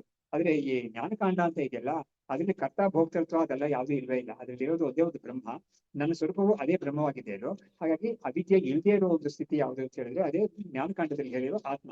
ಆದ್ರೆ ಕರ್ಮಕಾಂಡದಲ್ಲಿ ಹೇಳ್ತಿರೋ ವಿಷಯಗಳೆಲ್ಲವೂ ಕೂಡ ಅವಿದ್ಯೆಯಿಂದ ಕೂಡಿರೋ ವ್ಯಕ್ತಿಗೇನೆ ಅದೆಲ್ಲ ಇರೋದು. ಅದಕ್ಕೇನೆ ನಮ್ಗೆ ಭಗವದ್ಗೀತೆ ಕೂಡ 2ನೇ ಅಧ್ಯಾಯದಲ್ಲಿ ತ್ರೈಗುಣ್ಯ ವಿಷಯ ವೇದಾಹ ನಿಸ್ತ್ರೈಗುಣ್ಯೋ ಭವಾರ್ಜುನ ಅಂತ ಒಂದು ಶ್ಲೋಕ ಇದೆ. ಅದು ಕೃಷ್ಣ ಹೇಳ್ತಾನೆ, ಈ ವೇದ ಅಂತ ಹೇಳಿದ್ರೆ ಈ ಕರ್ಮಕಾಂಡದಲ್ಲಿ ಭಾಗ ಇದೆಯಲ್ಲ ಅದೆಲ್ಲ ತ್ರೈಗುಣ್ಯ ವಿಷಯ, ಅಂದ್ರೆ ಸತ್ವಾರಿಜಸ್ ತಮಸ್ ಅಂತ 3 ಗುಣಗಳಿಂದ ಆಗಿರೋ ವಿಷಯಗಳ ಬಗ್ಗೆನೇ ಅದೆಲ್ಲ ಇರೋದು. ನೀನೇನ್ ಮಾಡ್ಬೇಕು ಅಂತ ಹೇಳಿದ್ರೆ ಅದ್ರಲ್ಲಿದ್ರೆ ನೀನು ಬಂಧದಲ್ಲಿ ಇರ್ತೀಯ, ನೀನು ಅದರಿಂದ ನೀನು ನಿಸ್ತ್ರೈಗುಣ್ಯನಾಗ್ಬೇಕು, ನೀನು ತ್ರಿಗುಣಗಳಿಂದ ನೀನು ದಾಟಿ ಹೋಗ್ಬೇಕು ಅಂತ ಹೇಳ್ತಾರೆ. ಅದಕ್ಕೆ ಶಂಕರಾಚಾರ್ಯರು ಬರೀತಾರೆ, ಅಲ್ಲಿ ಸತ್ವಗುಣ ಮಾತ್ರ ನೀನು ಹೆಚ್ಚಾಗಿ ಬೆಳೆಸ್ಕೊಂಡಿರ್ಬೇಕು ಅಂತ ಹೇಳ್ತಾರೆ. ಯಾಕೆ ಅಂತ ಹೇಳಿದ್ರೆ ಆ 3 ಗುಣಗಳನ್ನ ಬಿಡ್ಬೇಕು ಅಂತ ಹೇಳಿದ್ರೆ ಅದಕ್ಕೆ ಸತ್ವಗುಣ ಬೇಕು ನಿಮಗೆ. ಖಂಡಿತ ಸತ್ವದಿಂದಲೇ ಅದೆಲ್ಲ ಬಿಡಕ್ಕಾಗೋದು. ಸತ್ವದಿಂದ ಜ್ಞಾನವೂ ಪ್ರಾಪ್ತಿ ಮಾಡಕ್ಕಾಗೋದು. ಆ ಜ್ಞಾನವೂ ಕೂಡ ಸತ್ವ ಇದ್ದಲ್ಲೇ ಮಾಡ್ಕೊಳಕ್ಕಾಗೋದು. ಅದರಿಂದ ಸತ್ವವಿದೆ ಅದರಲ್ಲಿ. ಆದ್ರೆ ಸತ್ವದಲ್ಲಿ ಸ್ವಲ್ಪ ದೋಷನೂ ಇದೆ. ಆ ದೋಷ ಬಿಟ್ಟು ಸತ್ವದಲ್ಲಿ ಕೂಡ ಶುದ್ಧ ಸತ್ವ ಅಂತ ಮಾಡ್ಕೋಬೇಕಾಗಿದೆ. ನೋಡಿ, ಸತ್ವ ಸಂಜಾಯತೆ ಜ್ಞಾನಂ ಅಂತ ಒಂದಿದೆ. ಸತ್ವ ಒಂದು ಸುಖವನ್ನು ಕೊಡುತ್ತೆ ಅಂತ. ಸುಖ ಅಂದ್ರೆ ಲೋಕದ ಸುಖದಲ್ಲಿ ಕೂಡ ನೋಡಿ, ಲೋಕದ ಸುಖ ಕೂಡ ಒಬ್ಬನಿಗೆ ಒಂದು ವಿಷಯದಿಂದ ಒಂದು ಸುಖ ಬರ್ಬೇಕು ಅಂತ ಹೇಳಿದ್ರೆ ಉಪನಿಷತ್ ತೋರಿಸ್ತಾರೆ ಒಂದು ಪ್ರಕ್ರಿಯೆಯಲ್ಲಿ. ಏನು ಅಂತ ಹೇಳಿದ್ರೆ ಮೊದಲು ನೋಡಿ, ಒಬ್ಬನಿಗೆ ಒಂದು ತುಂಬಾ ಚೆನ್ನಾಗಿರೋ ಒಂದು ಏನ್ ಹೇಳ್ತಾರೆ ಅದಕ್ಕೆ, ಒಂದು ಪಂಚಭಕ್ಷ ಪರಮಾನ್ನ ಅಂತ ಹೇಳ್ತಾರಲ್ಲ ಅಂತ ಒಂದು ಒಳ್ಳೆ ಒಂದು ಶುದ್ಧವಾದ ತುಂಬಾ ಚೆನ್ನಾಗಿರೋ ಒಂದು ರುಚಿಕರವಾದ ಒಂದು ಅನ್ನ ಊಟ ಸಿಗ್ಬೇಕು ಅಂತ ಹೇಳಿದ್ರು ಕೂಡ ಅವನಿಗೆ ಪುಣ್ಯ ಇದೆ. ಆ ಪುಣ್ಯ ಇದೆ ಅಂದ್ರೆ ಅದ್ರ ರುಚಿ ಅದು ಸಿಗೋದೇ ಇಲ್ಲ. ಆಮೇಲೆ ಅದನ್ನ ಅನುಭವಿಸಕ್ಕೆ ಒಂದು ಸತ್ವ ಇರ್ಬೇಕು. ಆ ಸತ್ವಗುಣ ಇಲ್ಲಿಯವರೇ ಅದನ್ನ ಅನುಭವಿಸ ಕೂಡ ಆಗೋದಿಲ್ಲ. ಹಾಗಾಗಿ ಆ ಒಂದು 2 ಸೇರ್ಕೊಂಡ್ ಬರ್ಬೇಕು, ಪುಣ್ಯ ಸತ್ವ 2 ಇರ್ಬೇಕು, ಅವಾಗ್ಲೇನೆ ಅವನಿಗೆ ಅದು ಸಿಗುತ್ತೆ. ಹಾಗಾಗಿ ಅದು ಲೋಕದ ವಿಷಯಕ್ಕೆ ಇದೆ. ಆದ್ರೆ ಲೋಕವನ್ನು ದಾಟಿರೋ ಒಂದು ಚೈತನ್ಯ ಸ್ವರೂಪ ಇದೆಯಲ್ಲ, ಆತ್ಮಸ್ವರೂಪ, ಅದನ್ನ ತಿಳ್ಕೊಳ್ಳಕ್ಕೆ ಜ್ಞಾನಕ್ಕೆ ನಮ್ಗೆ ಸತ್ವ ಬೇಕಾಗಿದೆ. ಆಮೇಲೆ ಅದಕ್ಕೆ ತಿಳ್ಕೊಳ್ಳಕ್ಕೆ ಅಡ್ಡಿಯಾಗಿರೋ ಯಾವ ರಜಸ್ಸು ತಮಸ್ಸೆಲ್ಲ ಇದೆಯಲ್ಲ ಅದನ್ನ ಹೋಗ್ಲಾಡ್ಸಕ್ಕೆ ಸತ್ವ ಬೇಕಾಗಿದೆ. ಅದಕ್ಕೇನೆ ನೋಡಿ, ನಮ್ಗೆ ದೈವಿ ಗುಣ, ಆಸುರಿ ಗುಣ ಅಂತ 2 ಹೇಳ್ತಾರಲ್ಲ, ಆ ದೈವಿ ಸಂಪತ್ತು ಅನ್ನೋದು ಸತ್ವಗುಣ ಸೇರಿದ್ದು, ಆಸುರಿ ಸಂಪತ್ತು ಅನ್ನೋದು ರಜಸ್ಸು ತಮಸ್ಸಿಗೆ ಸೇರಿರೋದು. ಅದಕ್ಕೇನೆ ರಾಮಕೃಷ್ಣರು ವಿದ್ಯಾಮಾಯ ಅವಿದ್ಯಾಮಾಯ ಅಂತ ಹೇಳಿದ್ರು. ಅವರು ತತ್ವ ಅನ್ನೋದು ಮಾಯೆಗೆ ಸೇರಿದ್ದೇನೆ ಖಂಡಿತ, ಆದ್ರೆ ಅದು ವಿದ್ಯಾಮಾಯೆಗೆ ಸೇರಿದದು. ಆದ್ರೆ ಈ ರಜಸ್ಸು ಮತ್ತು ತಮಸ್ಸು ಅವಿದ್ಯಾಮಾಯೆಗೆ ಸೇರಿದದು. ಹಾಗಾಗಿ ಇಲ್ಲಿವರೆಗೂ ಇವನು ಅವಿದ್ಯಾಮಾಯನ ಇವನು ಅದನ್ನ ಕೊಂಡಾಡ್ತಾ ಇರ್ತಾನೋ, ಅಂದ್ರೆ ಏನು ವಿಷಯ ಭೋಗಗಳಲ್ಲಿ ಇರ್ತಾ ಇರ್ತಾನೋ ಅವತ್ತಿವರೆಗೂ ಅವ್ನಿಗೆ ಬಂಧನೆ. ಆದ್ರೆ ಯಾವಾಗ ವಿದ್ಯಾಮಯನ್ನ ಒಂದು ಅನುಸರಿಸ್ತಾನೋ ಅವಾಗ ಅದು ಇವನಿಗೆ ಇದರಿಂದ ಬಿಡಿಸ್ಕೊಳಕ್ಕೆ ಅದು ಹೇಳ್ಕೊಡುತ್ತೆ. ಆ ವಿದ್ಯಾಮಯ ಅನ್ನೋದು ಇದನ್ನ ಬಿಡಿಸ್ಕೊಳಕ್ಕೆ ಉಪಾಯ ಮಾಡಿಸ್ಕೊಡುತ್ತೆ. ಅದರಿಂದ ಸತ್ವವನ್ನು ಬೆಳೆಸ್ಕೋಬೇಕು, ಇದನ್ನ ನಾವು ಬಿಡಬೇಕು ಅಂತ. ಇದಕ್ಕೆ ಪ್ರಕ್ರಿಯೆ ಏನ್ ಯಾವ ತರ ಹೇಳ್ತಾರೆ ಅಂದ್ರೆ, ತಮಸ್ಸನ್ನ ನಾವು ರಜಸ್ಸಿಂದ ಗೆಲ್ಲಬೇಕು, ರಜಸ್ಸನ್ನ ಸತ್ವದಿಂದ ಗೆಲ್ಲಬೇಕು, ಸತ್ವವನ್ನ ಜ್ಞಾನದಿಂದ ಗೆಲ್ಲಬೇಕು ಅಂತ. ಇದು 3 ಕೂಡ ಇದು ಹೈರಾರ್ಕಿ ಇದೆ ಇದರಲ್ಲಿ. ತಮಸ್ಸು ಅನ್ನೋದು ಒಂಥರ ಸೋಮಾರಿತನ, ನಿದ್ದೆ, ಆಮೇಲೆ ಮಂಕಾಗಿರೋದು ಬುದ್ಧಿ ಅಂತದಾಗಿ ಇರ್ತೇವೆ. ಅದು ಸ್ವಲ್ಪ ಚಟುವಟಿಕೆ ಅಂತ ಹೇಳ್ತೀವಲ್ಲ, ಅದು ರಜಸ್ಸದು. ಅದು ಬಂದ್ರೇನೆ ಸ್ವಲ್ಪ ಎದ್ದು ಸ್ವಲ್ಪ ಓಡಾಡ್ಬೇಕು ಇವನು. ಮಲ್ಗೆ ಯಾವಾಗ್ಲೂ ಕೂಡ ಏನು ಪ್ರಯೋಜನನೇ ಇಲ್ಲ. ಹಾಗಾಗಿ ಅವ್ನು ಸ್ವಲ್ಪ ಎದ್ದು ಹೊಡಬೇಕು. ಅದಕ್ಕೇನೆ ವಿವೇಕಾನಂದರು ಕೂಡ ಒಂದ್ ಕಡೆ ಒಂದು ಮಾತು ಹೇಳ್ತಾರೆ ನೋಡು, ಒಬ್ಬ ಹುಡುಗನಿಗೆ ಹೇಳ್ತಾರೆ ಅವರು. ಆ ಹುಡುಗನ ವಿಷಯ ತಿಳ್ಕೊಂಡಿದ್ದಾರೆ ಅವರು. ತಿಳ್ಕೊಂಡು ನೋಡು, ನಿನಗೆ a game of football will do more good to you than reading the Bhagavad Gita ಅಂತ ಹೇಳ್ತಾರೆ ಅವರು. ಅದು ನೋಡಿದಾಗ ನಮ್ಗೆ ಏನಪ್ಪಾ ಇದು ಭಗವದ್ಗೀತೆ ನೀವು ಹೀಯಾಳಿಸ್ತಾ ಇದೆ ಅಂತ ನಮ್ಗೆ ಅನ್ಸುತ್ತೆ ಅದು. ಆದ್ರೆ ಇದು ಖಂಡಿತ ಬೇಕಾಗಿರೋದು. ಯಾಕಂದ್ರೆ ಅದಕ್ಕೆ ಅದು ಯಾವ್ಯಾವ ಒಂದು ಕಾಯಿಲೆ ಇದೆಯೋ ಅದಕ್ಕೆ ತಕ್ಕನಾಗ ಒಂದು ಯಕ್ಷಾನ ರೂಪ ಬಲಿಹಿ ಅಂತ ಒಂದು ನ್ಯಾಯ ಇದೆಯಲ್ಲ, ಅದಕ್ಕೆ ತಕ್ಕನಾಗಿ ಒಂದು ಹೇಳ್ಬೇಕು. ಹಾಗಾಗಿ ರಜಸ್ ಅನ್ನೋದು ಬೇಕಾಗುತ್ತೆ ಕೆಲ ಸಮಯದಲ್ಲಿ. ಆಮೇಲೆ ರಜಸ್ಸನ್ನು ಗೆಲ್ಲಕ್ಕೆ ನಮ್ಗೆ ಸತ್ವ ಬೇಕಾಗಿದೆ. ಸತ್ವವು ಕೂಡ ಈ ಒಂದು ಮಾಯೆಗೆ ಸೇರಿರೋದ್ರಿಂದ ಅದನ್ನು ದಾಟೋದಕ್ಕೆ ನಮ್ಗೆ ಶುದ್ಧ ಜ್ಞಾನ ಬೇಕಾಗಿದೆ ಅಂತ ಹೇಳ್ಬಿಟ್ಟು ಈ ಒಂದು ಹೇಳಿಕೆ ಹೇಳಿದ್ದಾರೆ. ಸತ್ವ ಬೇಕಾಗ್ತದೆ. ಹೌದು, ಎಲ್ಲ ಹೌದು ಹೌದು ಅದಿದೆ ಖಂಡಿತ. ಅದಕ್ಕೇನೆ ಇಲ್ಲ, ಅದಕ್ಕೆ ಇದು ಒಂದು ಪ್ಯಾರಾಡಾಕ್ಸ್ ತರ ಅನ್ಸುತ್ತೆ ನಮಗೆ. ಯಾಕಂದ್ರೆ ನೋಡಿ, ಕೃಷ್ಣ 18ನೇ ಅಧ್ಯಾಯದಲ್ಲಿ ಒಂದು ಶ್ಲೋಕ ಕಡೆ ಹೇಳಿದ್ದಾನೆ. ಏನಂದ್ರೆ, ನತದಸ್ತಿ ಪೃಥಿವ್ಯಾಂ ವಾ ದಿವಿ ದೇವೇಶು ವಾ ಪುನಃ ಸತ್ವಂ ಪ್ರಕೃತಿ ಮುಕ್ತಂ ಏಡಿ ಸ್ತ್ರೀಗುಡ್ ಗುಣೈಹಿ ಅಂತ. ಅಂದ್ರೆ ಈ ಇಡೀ ಕ್ರಿಯೇಷನ್ ನಲ್ಲಿ, ಬ್ರಹ್ಮಾಂಡ ಪೂರ್ತಿ ಕ್ರಿಯೇಷನ್ ಅಂತ, ಅದರಲ್ಲಿ ಇಡೀ ಕ್ರಿಯೇಷನ್ ಅಲ್ಲಿ ಎಲ್ಲೂ ಕೂಡ ಈ ಒಂದು 3 ಗುಣಗಳಿಂದ ಸೇರದೇ ಇರೋ ಒಂದು ವಸ್ತು ಯಾವುದು ಇಲ್ಲವೇ ಇಲ್ಲ ಅಂತ ಹೇಳಿದ್ದಾರೆ. ಅವಾಗ ಏನಾಗುತ್ತೆ, ನಮ್ಗೆ ಇವ್ರು ಹೇಳ್ತಾರ ಒಂದು ಜ್ಞಾನವನ್ನು ಪಡ್ಕೊಳ್ಳೋಕ್ಕಾಗ ಕೂಡ ನಮ್ಗೆ ಸತ್ವ ಬೇಕಾಗಿದೆ. ಇಷ್ಟು ಮಾತ್ರ ಅಲ್ಲ, ಭಗವದ್ಗೀತೆಯಲ್ಲಿ 6ನೇ ಅಧ್ಯಾಯದಲ್ಲಿ ಧ್ಯಾನ ಹೇಳುವಾಗ ಯುಕ್ತಾಹಾರ ವಿಹಾರಸ್ಯ ಅಂತ ಹೇಳುವಾಗ, ಆಹಾರ ವಿಹಾರ ಅಲ್ಲ, ಯಾವ್ದು ಒಂದು ರೆಗ್ಯುಲೇಟೆಡ್ ಆಗಿರ್ಬೇಕು, ಅದು ಬೇಕಾಗಿದೆ ಅಂತ ಹೇಳ್ತಾನೆ. ಆಮೇಲೆ ಇದು ಸ್ವಪ್ನ ಅಂದ್ರೆ ನಿದ್ದೆ ಅಂತ. ನಿದ್ದೆನೇ ಬೇಕು. ನಿದ್ದೆ ಯದ್ಯಪಿ ನಿದ್ದೆಯನ್ನ ತಮಸ್ಸಿಗೆ ಸೇರಿಸಿದ್ರು ಕೂಡ ಯೋಗಿಗೂ ಕೂಡ ನಿದ್ದೆ ಬೇಕಲ್ವಾ. ಹಾಗಾಗಿ ಅದು ಬೇಕು. ಆದ್ರೆ ಅದು ಎಲ್ಲಿ ಬ್ಯಾಲೆನ್ಸ್ ಆಗಿರ್ಬೇಕು ಅಂತ ಅಷ್ಟೇ ಇರೋದು. ಸತ್ವ ರಜಸ್ ತಮಸ್ಸು 3 ಕೂಡ ಎಷ್ಟು ಬೇಕೋ, ಯಾವ ರೀತಿಯಲ್ಲಿ ಬ್ಯಾಲೆನ್ಸ್ ಆಗಿರ್ಬೇಕು ಆ ರೀತಿಯಲ್ಲಿ ಒಬ್ಬ ಇಟ್ಕೊಂಡಿದ್ರೆ ಅದು ಅವನಿಗೆ ಪ್ರಯೋಜನ ಆಗುತ್ತೆ ಅದು. ಬಟ್ ಅವನು ಆ ಒಂದು ಗಮನ ಕೊಡದೆ ಮಾಡಿದ್ರೆ ಏನಾಗುತ್ತೆ, ಅದು ಅವನಿಗೆ ಮುಂದೆ ಮೇಲಕ್ಕೆ ಹೋಗಕ್ಕೆ ಬಿಡೋದೇ ಇಲ್ಲ ಅಂತ ಆಗುತ್ತೆ. ಸೊ ಹೀಗೆ ಆ ಗುಣಗಳನ್ನ ಮ್ಯಾನೇಜ್ ಮಾಡೋದೇ ಒಂದು ಸೆಪರೇಟ್ ಪಾರ್ಟ್ ಬೇಯಿಸ್ತಾರೆ. ಅದನ್ನ ಯೋಗ ಶಾಸ್ತ್ರ ಆಮೇಲೆ ಈ ಗೀತಾಶಾಸ್ತ್ರ ಎಲ್ಲ ತೋರಿಸ್ಕೊಡ್ತಾರೆ ನಮ್ಗೆ. ಸೊ ಹೀಗೆ ಸೃಷ್ಟಿ ಅನ್ನೋದು ಈ ತರ ಇದು. ಸೊ ವಸ್ತುವೃತ್ತಿಯನ್ನು ನಿಶೇಷ ಕಾರ್ಯಕಾರಣ ವರ್ಜನಂ ತಸ್ಯ ಅತಿಕ್ರಾಂತಿ ಉದ್ದಿಷ್ಟ ಸಚ ಉಪನಿಷತ್ ಶ್ರುತ್ಯ. ಹಾಗಾಗಿ ಉಪನಿಷತ್ತಲ್ಲಿ ಹೇಳಿರೋ ಈ ಒಂದು ಆತ್ಮ ಯಾವ್ದಿದೆಯೋ ಅದು ನಿಜವಾಗ್ಲೂ ಅದು ಪ್ರಪಂಚಕ್ಕೆ ಸಂಬಂಧಪಟ್ಟಿದ್ದೇ ಅಲ್ಲೇ ಅಲ್ಲ ಅದು. ಯಾಕಂದ್ರೆ ಪ್ರಪಂಚ ಅನ್ನೋದೇ ಇಲ್ಲ, ನೇತಿ ಅನ್ನೋ ರೀತಿಯಲ್ಲೇ ಪ್ರಪಂಚ ಇಲ್ಲ ಅಂತ ಮಾಡ್ಬಿಡ್ತದು. ಹಾಗಿರುವಾಗ ಅಂತ ಪ್ರಪಂಚಕ್ಕೆ ಬ್ರಹ್ಮ ಕಾರಣ ಅಂತ ಹೇಳೋದು ಸತ್ಯವಾಗಿ ಸಾಧ್ಯವೇ ಇಲ್ವೇ ಇಲ್ಲ. ಹಾಗಾಗಿ ಬ್ರಹ್ಮವನ್ನ ಪ್ರಪಂಚಕ್ಕೆ ಕಾರಣ ಅಂತ ಹೇಳಿದ್ದು ಒಂದು ಅಧ್ಯಾರೋಪ. ಆಮೇಲೆ ಅದನ್ನ ಬಿಡೋದು ಅಂತ ಹೇಳೋದು ನೀತಿ ಮುಖಾಂತರ ಅದನ್ನ ಬಿಡೋದು ಅಂತ ಹೇಳೋದ್ರಿಂದ ನಿಜವಾಗ್ಲೂ ಬ್ರಹ್ಮವು ಪ್ರಪಂಚಕ್ಕೆ ಕಾರಣ ಅಲ್ಲೇ ಅಲ್ಲ ಅದು ಅಂತ ತೋರ್ಸಕ್ಕೆ ಇಷ್ಟೊಂದು ಪ್ರಯಾಸ ಮಾಡಿರೋದು. ಸೊ ಈ ಅಧ್ಯಾಯ ಮುಗಿಯಕ್ಕೆ ಇನ್ನೂ ಸ್ವಲ್ಪ ಇದೆ ಶ್ಲೋಕಗಳು. ಅದನ್ನ ಇದನ್ನ ಇಲ್ಲಿ ಮುಗಿಸಿರೋಣ. ಮುಂದಿನ ಕ್ಲಾಸಲ್ಲಿ ಮುಗಿಸ್ಬಿಟ್ಟು ಇನ್ನೂ ಸ್ವಲ್ಪ ಬೃಹದಾರಣ್ಯಕದೇ ಇದೆ, ಇನ್ನೊಂದು ಚಾಪ್ಟರ್ ಬರುತ್ತೆ, ಅದನ್ನ ನಾವು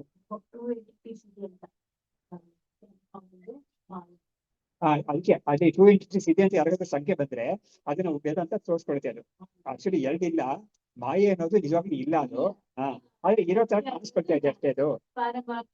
ಸತ್ಯ ಇಲ್ಲ, ಅದಕ್ಕೆ ಪ್ರಾತಿಭಾಸಿಕ ಸತ್ಯ ಇದೆ. ಹೌದು, ಮಾಯೆಗೆ ಪಾರಮಾರ್ಥಿಕ ಸತ್ಯ ಇಲ್ಲ ಅಂತ. ಹಾಗಾಗಿ ಮಾಯೆ ಅನ್ನೋದು ಇರೋದೇ ಬ್ರಹ್ಮದ ಒಂದು ಅಧೀನದಲ್ಲಿ ಇದೆ ಅದು. ಹಾಗಾಗಿ ಸತ್ಯವಾಗಿ ಅದು ಇರಕ್ಕೆ ಸಾಧ್ಯವೇ ಇಲ್ಲ ಅಂತ.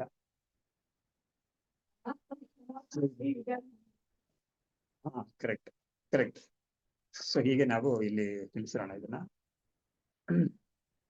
ಶಾಸ್ತ್ರ ಶಾರೀರ ಮೀಮಾಂಸಾ ದೇವಸ್ತು ಪರಮೇಶ್ವರಃ ಆಚಾರ್ಯ ಶಂಕರಾಚಾರ್ಯಾಃ ಸಂತು ಮೇ ಜನ್ಮ ಜನ್ಮನಿ ವಿನಯ ಸಂಪನ್ನಂ ವೀತರಾಗಂ ವಿವೇಕಿನಂ ವಂದೇ ವೇದಾಂತ ತತ್ವಜ್ಞಂ ವಿದುಷೇ.